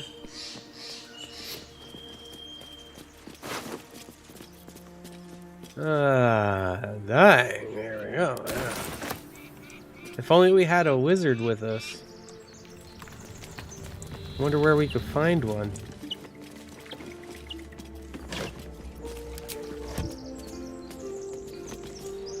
Oh shit, he was stuck in the fucking grabby plants. That's hilarious. Dude was just really fucked from the get. Had a bag of holding. There's a shovel here, by the way, guys. You guys need to find a shovel. And if you come out here, it's either over here or over here. I think it's actually over here. There's a dirt pile. I forget how to actually actively search in the game, but you know, there's a dirt pile. Somebody should have high enough perception, though. Like, and then there's another one down like the little beach thing. But you know, there's Speak with the Dead, Ray of Enfeeblement, and some gold. Which Ray of Enfeeblement's actually really, really good. It's a good necromancy spell. You lost connection for a minute. What did you miss? An epic battle. However, unlike Twitch, these live streams stay on for like ever, right? So, like, you ever just kind of want to, like, hey, I missed that part, like, right after this or whatever. You go back into the live stream on my YouTube and watch it. Sounds good to me. I won't mind the extra view. I won't mind a like either. Just saying. I hate begging for that shit. I'd just make like a little thing that pops up every now and then, like, hey man, fucking subscribe. That way I ain't gotta say it. Say it and then it's a thing. It feels like you're begging for it, and I just don't like that shit. Fuck all that. Oh yeah, I cleared out all these guys within a turn. They didn't even have their recovery turn for being surprised to like come back, by the way. Like, they were fucking done. And it's just the three of us. Lament, my character, who is a rogue. Shadowheart, who's the trickster cleric. And Lae'zel, who is the champion fighter. Well, they're not champion or trickster cleric yet, or whatever. They're just fucking... Well, I guess she is a trickster cleric, but she's not a champion yet. Why do you give a fuck? Everything all right out there?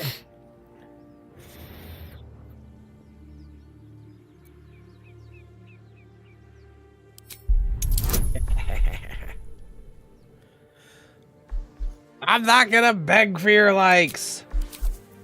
Fuck your likes. I don't need them. Stick them up your butt. And then give me your like, because I like the chocolatey taste. I'm seeing a little bit of heart stuff going on up there, yeah. Oh, what'd I do? I clicked off the screen. Here. Woo! I was doing it too. 100! That's kind of neat. Wow! Party time, bitches! Yeah. Stab hand. Oh, look at that. 22 success. I told it wasn't safe out there. Get inside now, rustle up some bandages. Okay. I feel like we should save before going in there. Huh. Wait, oh, not delete. Never delete.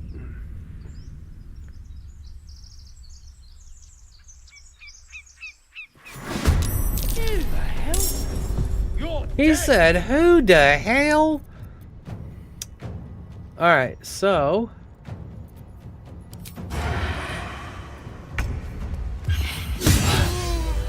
God damn, 22? Let's go! Dumb fuck. No more prayers, only dust and silence. Who are those prayers for? Normally the patron god is obvious. Not here. Oops, I didn't mean to take all. Supply pack, dried sausages.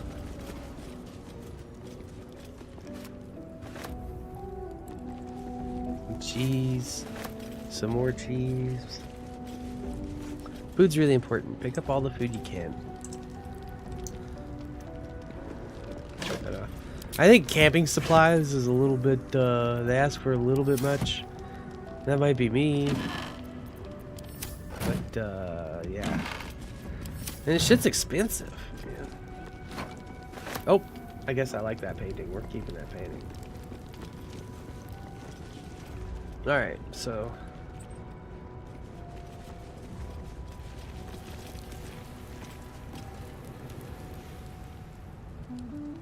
there is... Let's get on with it. On I go.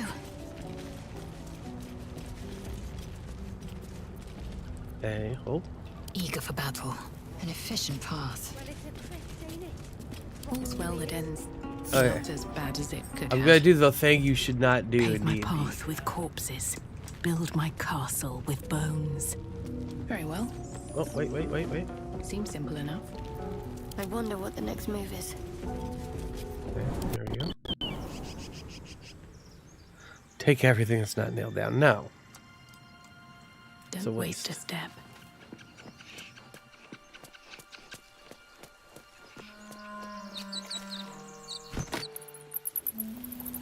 I fell down low. Look at that. Oh shit. That was the thief too. Let's go. See anything? My stuff. No. All clear. Okay.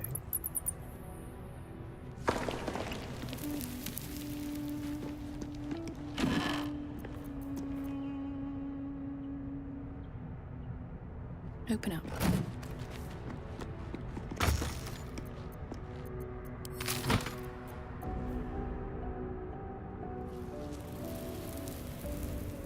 Keep looking. Something's up.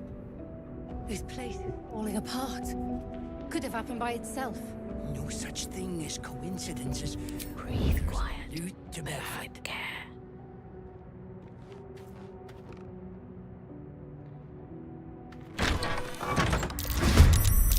Oh.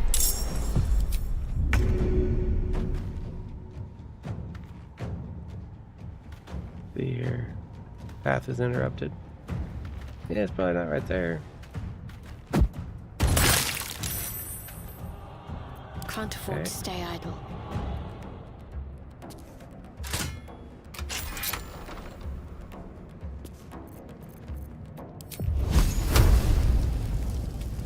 Your time has come. That's how you do that. A little bit close to my rogue, though. Do. Got to press on. Well, so much for peace. She said so much for peace. That's hilarious. Whoop.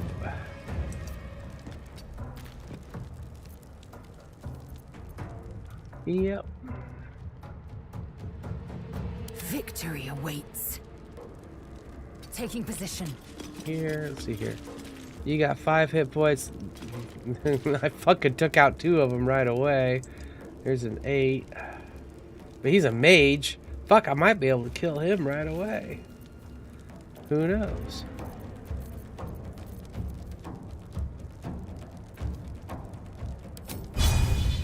Can I do it? Not enough movement. I mean, it's gotta count. Oh. Oh. Fine. Jesus. Right there. They're dying for me. All of them. They're dying for me. Oh, shit. Oh, fuck. He fucking took 3 damage just sitting in there.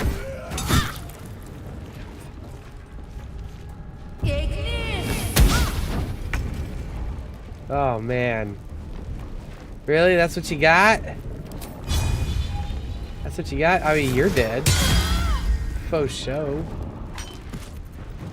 And then how far can I jump? Doesn't look like I can jump very far. How far can I jump? Well. Okay. Concentrate. Oh, really? You got 2 health? Let's see. You're already on fire. Oh, yeah. Okay. Yep, that was easy. Swift and lethal. Yeah, why not? Wham! 7 damage. Let's go.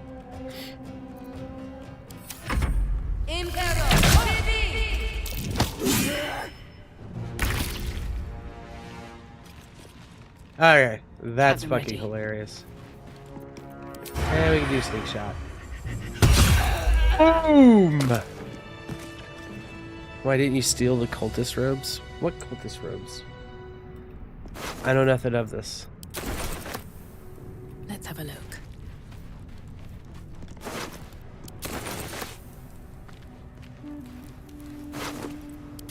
I'm a cucumber. It said I'm a cucumber. Still a cucumber. There's a torch. Alright.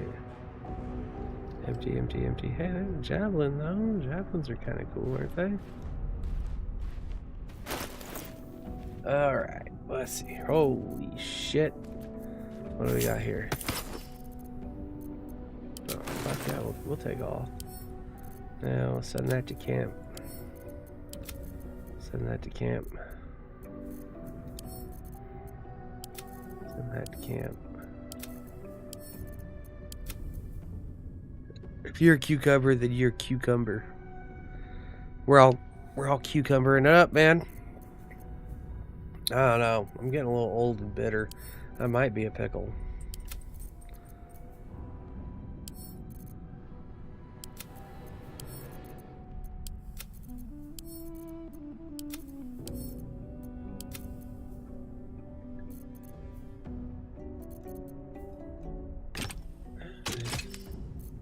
Just got to go with the light crossbow. I just want to do it. We'll keep a bow on me just in case I don't like it. I think if they go with like the whole like you have to load it every turn as a bonus action, that's just fucking stupid. I think that is the most dumbest rule for crossbows. Oh, there's Gale's severed hand. We'll keep his hand in there. if we ever run into Gale. I wonder how that's gonna turn out. I hope we run into Gale. That's probably the funniest fucking thing that's happened so far. That shit had me laughing for a fat minute.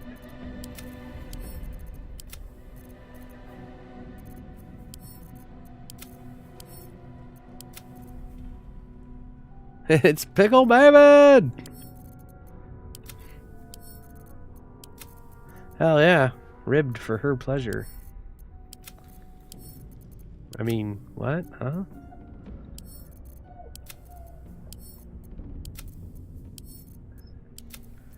Sorry, this is atrocious. This is why I don't like picking up everything. But if it's like gear, I'll definitely pick it up because, like, gear's fucking worth it. Wait, I want some gloves. There, I want some sexy gloves.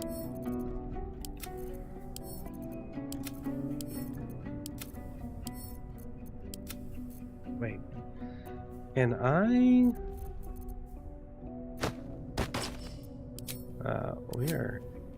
We are always hiding that helmet. Just so you know. Oh fuck! Here we go. Okay. This is so much easier. Holy shit.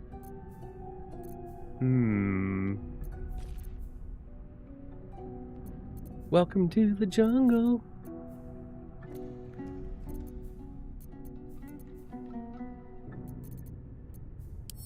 Okay. It worked.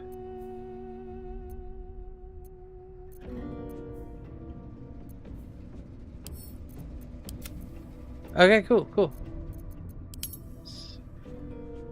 Forward. Cool.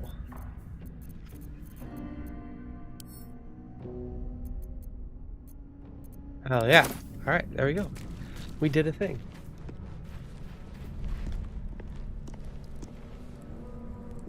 You never know when you need emergency money. Well, I mean, I could just go to camp real quick and fucking get it. Like, it's not like the game's got like a big thing to go to camp or anything. You click a button and you go to fucking camp. And then when you fucking leave camp, you're right back where you are.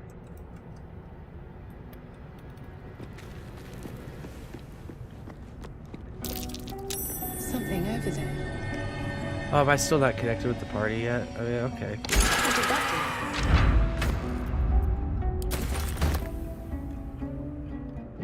Alright. I really don't think there was much around. Like, this place is actually pretty barren. I mean, there's books around, but, like, I've read them, and a lot of them are just kind of, like, repeats, too, and shit. And, yeah. So, we don't deal with that too much. And then, how do we group everybody up? There we go. Sweet. Wait, are you empty? Okay, you're empty enough.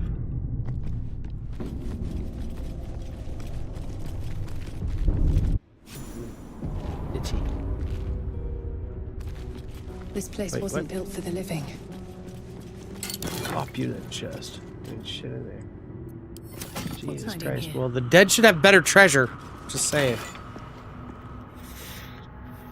Well, hello. Scroll for protection, good and evil. I'll give it a shot. Okay.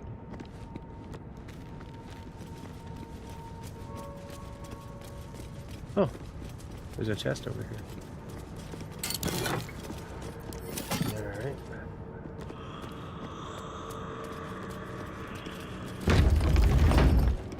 Bum, bum, bum. This room could be tricky.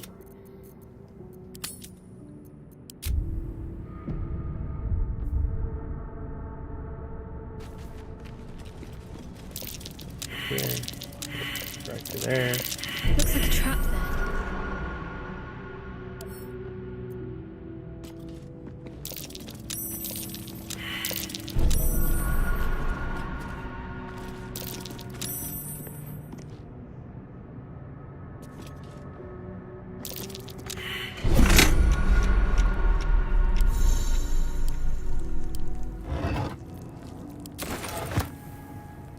Alright, let's get out of here.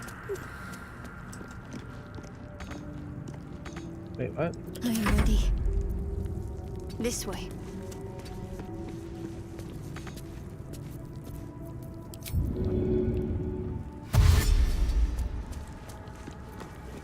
Alright, Shadowheart's dashing. Enough waiting. I crave blood.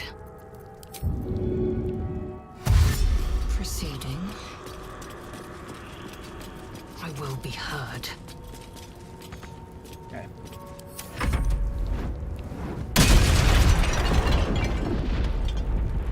Okay. Intestines throb. Blood whispers.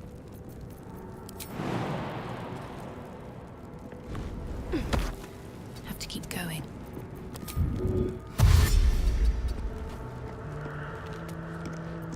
Alright. Alright, we're good. No, Maven, no. I did alright. I did alright.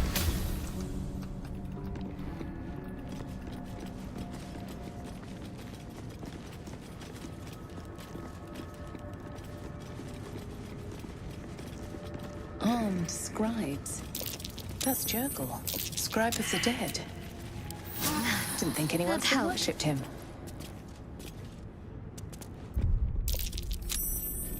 That's curious.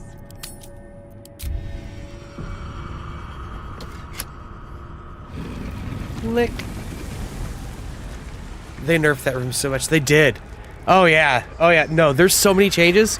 Like, okay, the Nautiloid ship in the very beginning is like a quarter of what it used to be. Well, I'm not even joking. Like, you used to be able to like spend like 2 hours on that thing, like chilling, right? Let them come. The darkness can be Nah, bruh.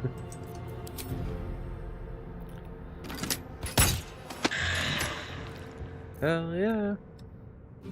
I mean, that's cool. I'm down for that.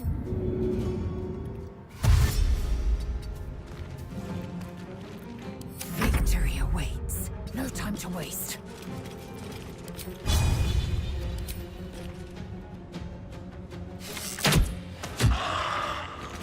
Oh yeah, that's Ready. Onward.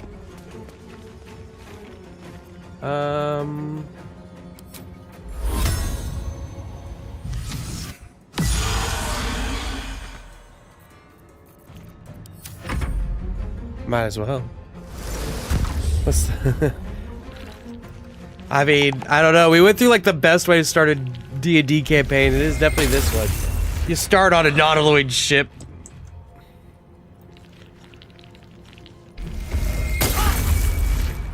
I don't know, I've seen some pretty badass ways to start D&D campaigns. The tavern's tried and true, though.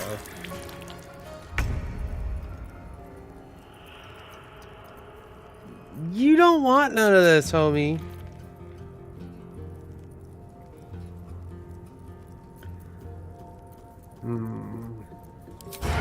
Can I do a sneak attack? Do I have advantage? I do not. I'm saying I don't. That's okay. Eventually I'll just have it as base.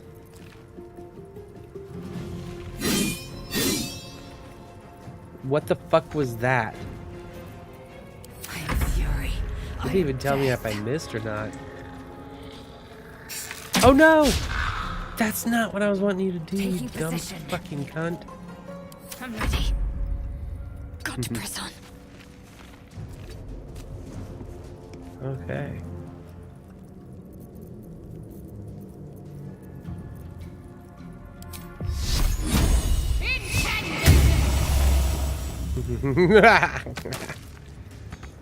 Nyuk, nyuk, nyuk. You're going to run into my...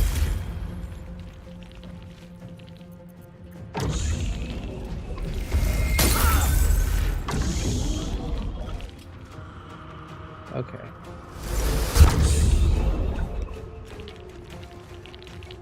Why you keep silencing me? It makes no sense.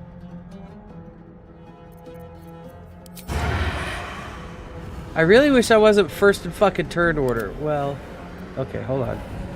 Hold on. Swift and lethal.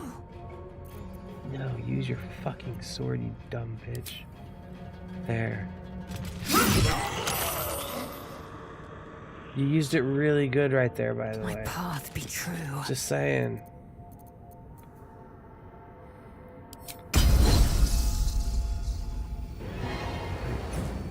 Yeah, second wind. We can use second wind. That's alright. No choice but to keep going. Can't slow down. Let's see here. Do I have a clear shot with the bow on? Or just a regular shot? Alright. No, good shot. Fucker's dead. My faith will protect me. Moving.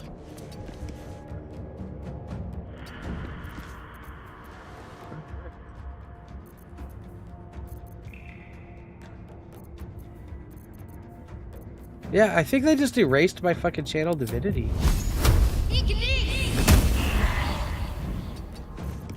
With their area of silence, as the DM, I could tell you, the only bad start is not starting at all. I agree.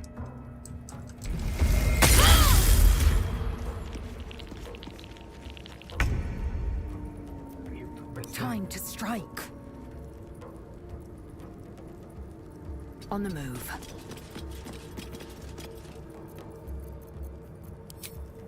No.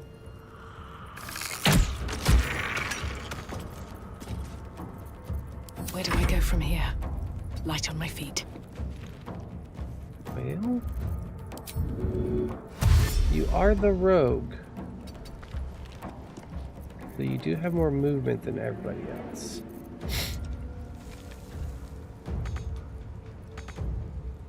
Not enough resources. Can't give up.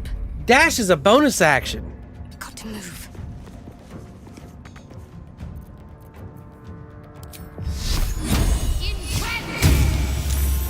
Oh shit, he's saved.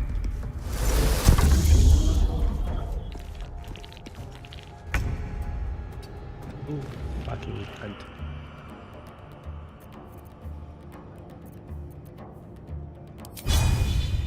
I don't want a piercing shot. Just give me a normal shot.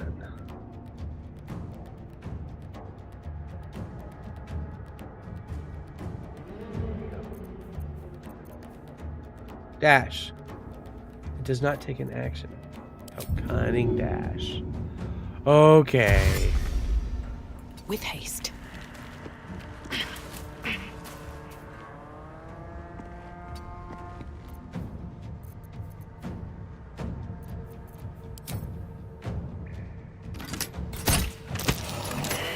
There we go. Yay, we done it. Let's go talk to Withers. Yeah, I've been told we were gonna play A lot of D&D with effort to hide people I one's know in real life, sarcophagus. but never once actually started, even though half of us made characters. Yeah, I could think of a few times that's happened. No lies. You wanna go potty, Sam? She's like sitting back here on this couch looking cute as shit. Just whining. Here. I'm not sure if you guys can see her now. Oh. Here. Well, fucking camera was locked in place. There she is. So he has spoken, and so There thou she is. standest before me. Right. No, as dash is a thought. cunning action for a rogue, What sir. a curious way to awaken. Now, I used it on that I turn, by have the a way. question. I'll show you. for I have it. What is the worth I'm of level a 2. single mortal's life? I don't know. What's the Morton bounty on him? This is fucking evil campaign. Quite the question. What's the reason for it? So he has spoken. What he are you talking to? Little spooked by the crawling out of the tomb bit. What are you? A peaceful undead. Interesting. Why aren't you attacking us? Attack. Yeah, she is a good pupper. She's over here getting loved by me now. Curiosity. Nothing more. Wilt thou answer my question? Yeah, ask away, I guess. So, I ask again, what is the worth What of a is single mortal life?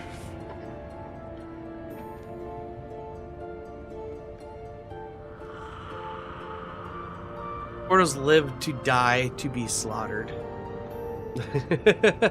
Mine seems worth little, as my blood calls me to harm others. No one life is more than any other. We are all equal. It depends on the person's deeds. Life's only value is as currency. It doesn't matter to me otherwise. Each life is of infinite value, merits, and everything sacrificing for. The only life that matters is mine. Depends on the mortal. Why am I playing rogue? Because I was told to make lament. The stream chose the character. We are playing the character. Good job, babies.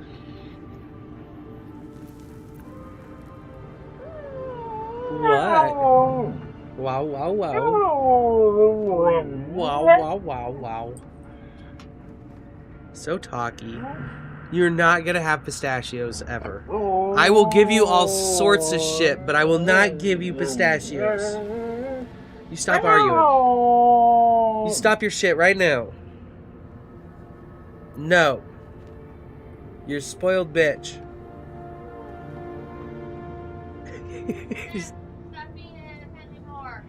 Hey, you wanna get like one of the like long ass sticks of sausage?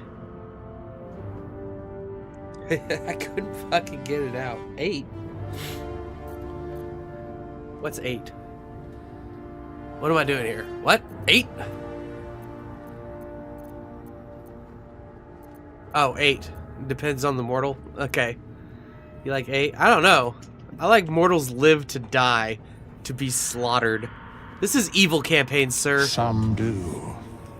Yes. Very well. Can't open it. I am satisfied. Just peel it apart. I was having trouble. We have met, and I know thy face. Yeah, good grip on it. We will It's all see each fucking other slimy to again you. at the proper time and place. You made it all slimy. Farewell. Just grabbed it out of the Loki's going crazy right now. Loki's going crazy right now. And Sis about to go fucking nuts. Oh yeah, they're both gonna go nuts. Oh. Come on.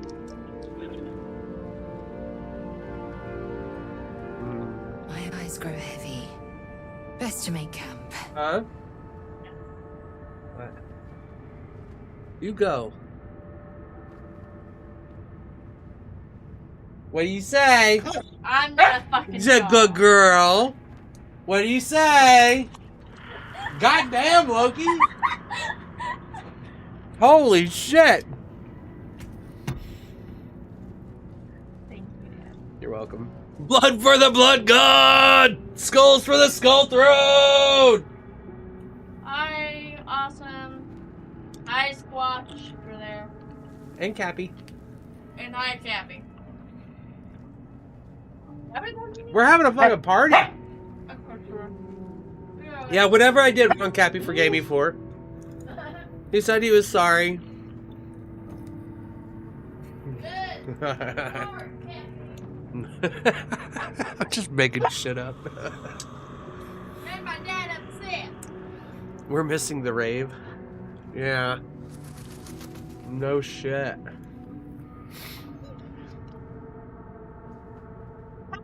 No, that was it. No mind. All gone. Aww. Yes. Mwah. I love you. Alright, outside. Come on, go. Loki, come on. Yep, go.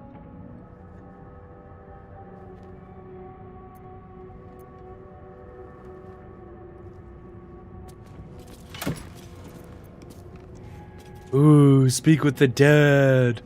And ice knife. Oh, where's he going? These chambers are much changed.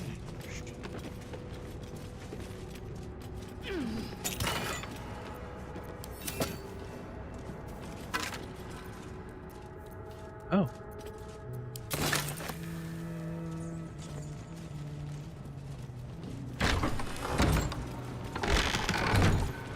Parchment, bone dust. Still comforting after all this time.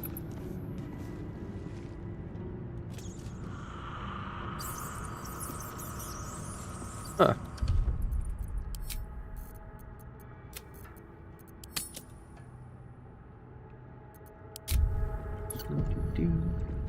Now that's a lock that screams pick me. This book is far lighter than it should be with such a massive lock.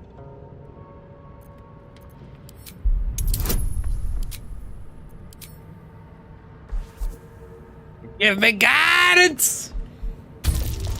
Oh, Lord! Yeah, I am making that.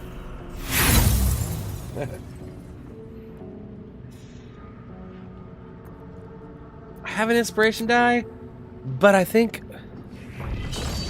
somebody with a higher arcana should probably The try and tome open does it, not maybe? take kindly to your tempering. Like the A spacey feeling bitch over like here, pins and looking off into the needles distance. lingers under your skin, pricking and She's prodding. probably got a higher arcana than I do.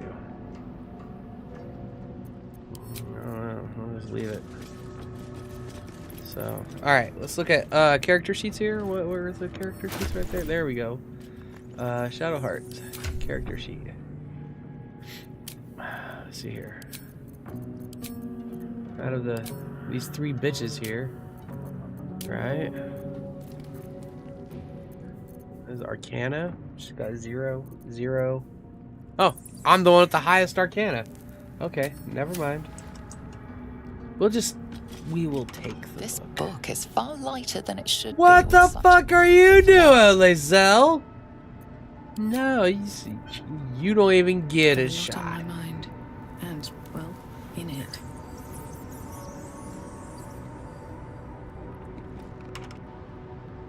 The book remains stubbornly shut. Oh, I just can't pick it up and take it. I have to actually. My faith will guide me.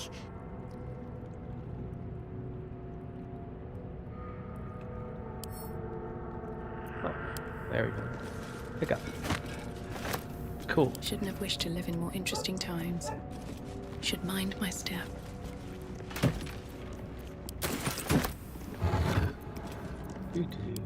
Strange coin. I wonder what it's worth. A soul. It's literally called a soul coin. Duh. Waiting for the narrator to say another hand touches the beacon. Oh, dude, the narrator's completely different on fucking Evil Campaign, by the way.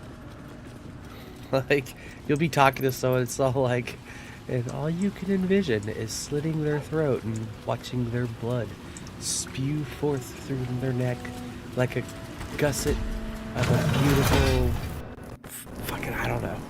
I lost my shit there. But you get the point, right? The narrator's kind of fucked up right now. This whole game's kind of fucked off right now. Let's see here, where are we at? 9:18. We'll go to 9:30. Like we all know where we're going, you know. It's not like we don't know where we're going. Man, I used up both my short rests. This party's actually pretty good for a warlock. I might just be taking Will with me. We're doing all right.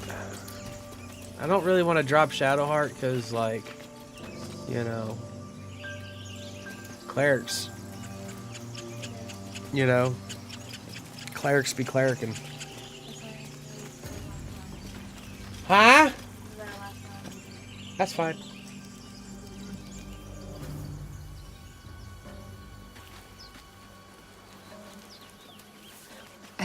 You little bitch took the last circle! We should check it out, but be careful.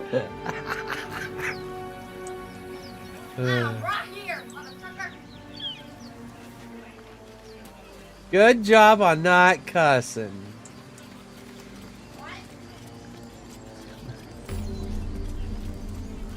That was a Skyrim reference. Huh? I did call you a little bit. It was just a joke, though. It was a joke, not a dick, not meant to be taken hard. I don't care. Now get. That is I'm about to go to war. Shut up. die in that war then. Oh my god. My daughter doesn't love me. I do. Goodness. I very much do. I love you too, baby. I guess. No. Actual kiss. Asshole. Love you. Love you too. Good night. Open the bloody gate! Nobody gets in! Zevlor's orders! Make sure they got food and water. Goblins will be on us any second! Okay. What's going on? Goblins are on our tail! Open the gate, Zevlor, now! They're going down! Where is the druid? Please! There's no time! Fucking cowardly little bitch. It's not that scary. It's only like a grizzly bear that's partially hairless and built like a fucking pit bull. Or a cane corso. This matters not where the blood flow, but let the blood flow. Well, it's flowing now. Cannon!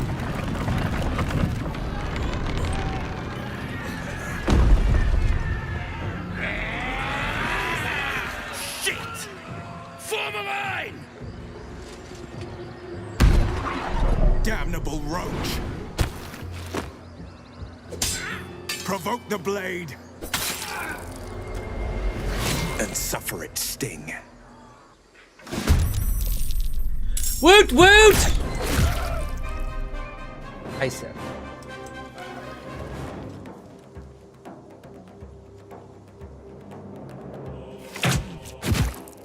Oh, what the fuck are you doing shooting me over here? Jesus.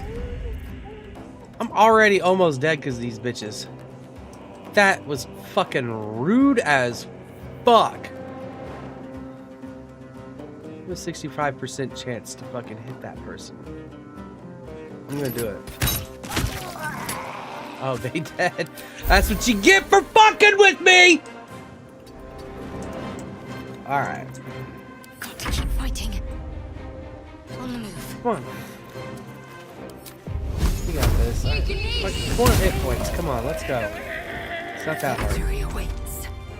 Yeah. My path be true. Yeah, we all just fucking arrowing around, huh? Yeah, shoot that motherfucker. Critical miss! God damn it, Lae'zel, you fucking worthless fucking... I don't know what the fuck, Gift Yankee?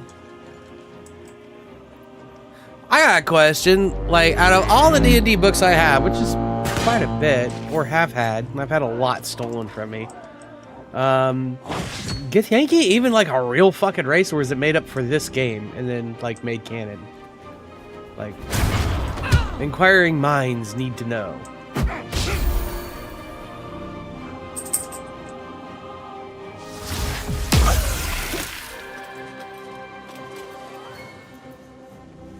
Scout! Get to the high ground! Raiders! Charge the bastards! For the absolute! My sickle and sword! That was a waste of Arms of Hadar, I'm just saying. Like, that is a very powerful spell.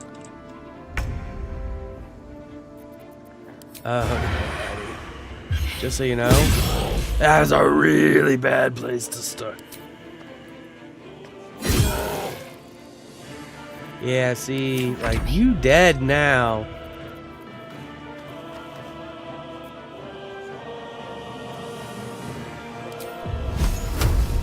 Now a disadvantage.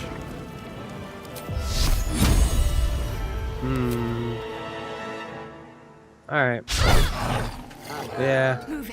I figured as much.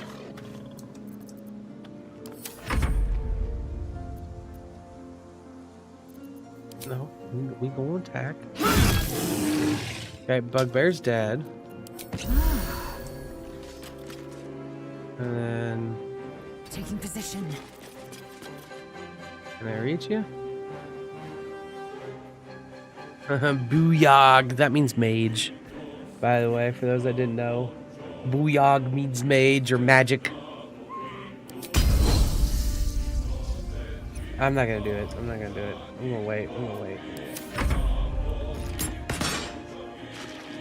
Oh, shit.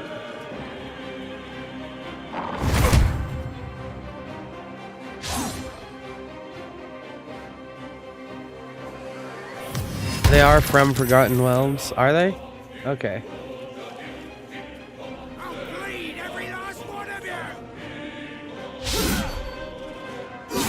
Did Shadowheart, like, just decide to take a nap? What the fuck's going on here? Why is she on the ground?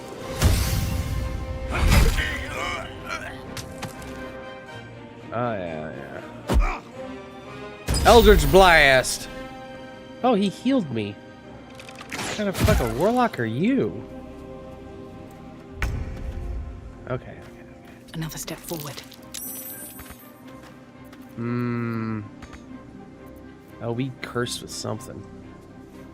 Strong booyog. I see. Dead booyog. Good night.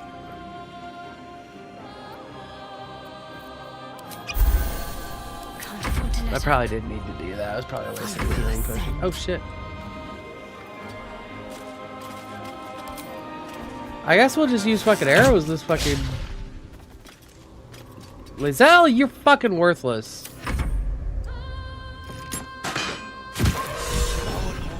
There we go. That was fucking stupid. Open the gate! Oh, I did it. I did the thing. I did bad. I was wanting to click on hearts though.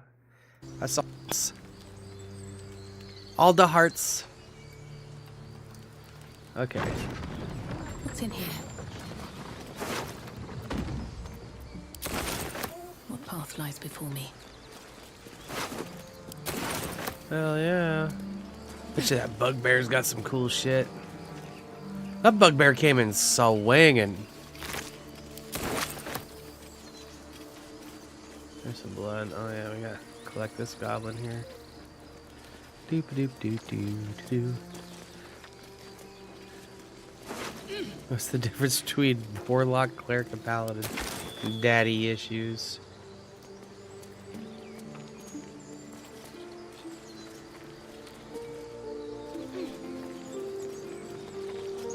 Man, I shared one with Cappy and Harley the other day. It was so fucking funny. Oh god. It was like, where do you all get your powers from? And like paladins and clerics were like, my faith. And sorcerers were like, I don't know, I was just born with the shit. And wizards were like, my books. And warlocks are like, I'm a bitch. It was pretty funny.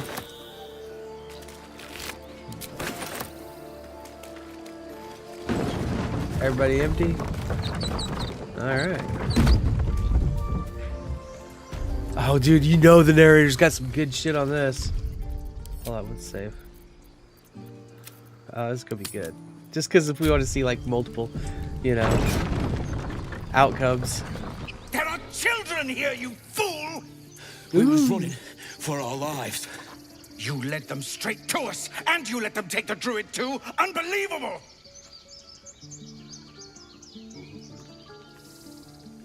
Where there's one goblin, there's 10. I'm leaving before the horde shows up. One fight just ended, and now you're gonna pick another? Relax. Druid, those goblins didn't take any prisoners. You can cough up my payment anytime now. Ah, backstabbing. This feels just like home. Rogue, I've seen bloodier battles than this. Consider yourselves lucky. We're gonna go 5. Maybe 4? And cough up my payment now. I'll let you two decide. I'll let you guys decide this one. 4 or 5.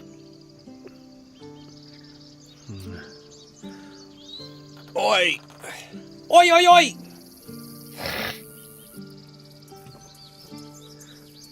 Five? Okay, 5. Pull your claws in, under elf. Show some respect.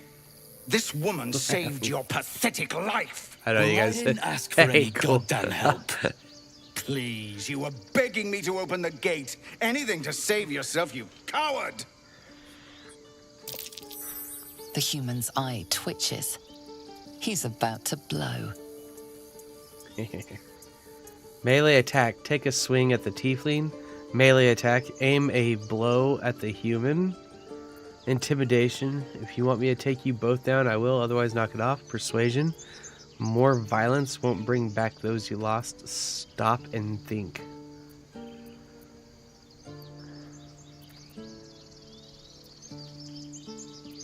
Okay. Make me punch somebody.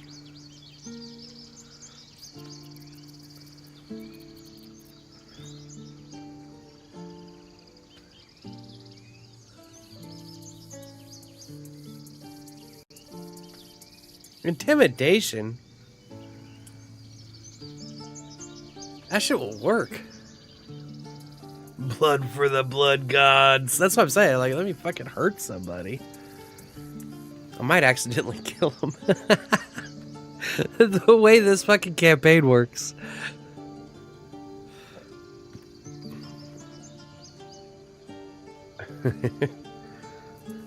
Like when we fucking chopped off Gale's hand, what was said on that? It was just all like, I don't know what it was. It was like, it said something like, and all of a sudden, like you're standing there and you're just hacking his hand off and you're like, what the fuck? 2? All right, 2 goes. That's a strength. All right. 16, he's a strong motherfucker. What is that? Oh shit! Woo! Wham! That's that, I suppose. The goblins have found us. No doubt the beasts will be back. We need to pack up and leave. Immediately! If there was a time for a crit, that was it. Though for once, my lady has. You daydream of hacking his hand off, and when you come to, there's the hand. Yeah. And like, it was just all like, you feel a sudden glimpse of ecstasy or some shit like that, and like, oh man, just the way it was described, it was great. It was really good. It was in yesterday's stream, so if you want to watch it, you can always go back and watch it. Why would you go anywhere with that? Actually, we'll all just go watch it real quick together. How about them apples? I hate the way I sound when I'm sick. I can hear like all my nasal knee shit. PvP bitches. Alright, let's see here. View my channel. Live. Yesterday.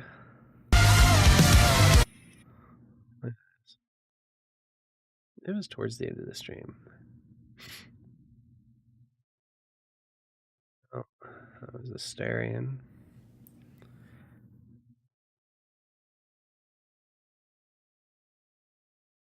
Right there. Here we go. Approach the sigil on the stone. Magic Oh, yeah, glitters here. and swirls from it erratically, as if malfunctioning. It looks slightly dangerous.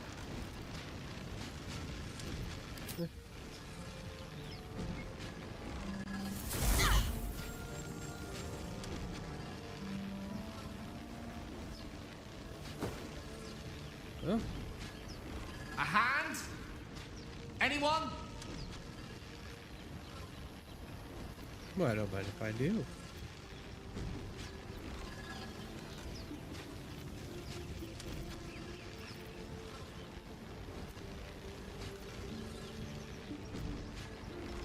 Fantasize about hacking off the hand? This branch of flesh is begging to be pruned, and its sap sucked from. Mistress Eyelids, stop! Cease, you lose! As soon as the dreams cross the threshold of your imagination, you snap back to realize they have all come true. Hell yeah. You were supposed to lend a hand, not take one. Joy floods through you. You were dazed on the Nautiloid, but now you are truly awake. Alive.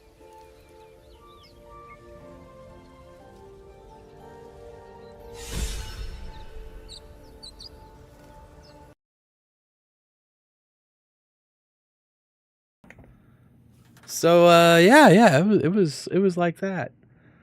So oops. Anyways, that was like hella fun. Anyways, I'll see you guys tomorrow. It'll be horror stories all night long. Woot woot. We got like, you know, Chilling Scares to go through. They might have dropped something new. We got Bizarre Bub to go through. They probably dropped something new. We got 2 new like horror fucking the lighthouse, the 2 new lighthouse things. Also, if something is not copyrighted, you know, I will most certainly like watch it through your guys' like recommendations and stuff like that. So like I really look forward to it tomorrow, and you know, maybe even a Gwilliam too. Bye.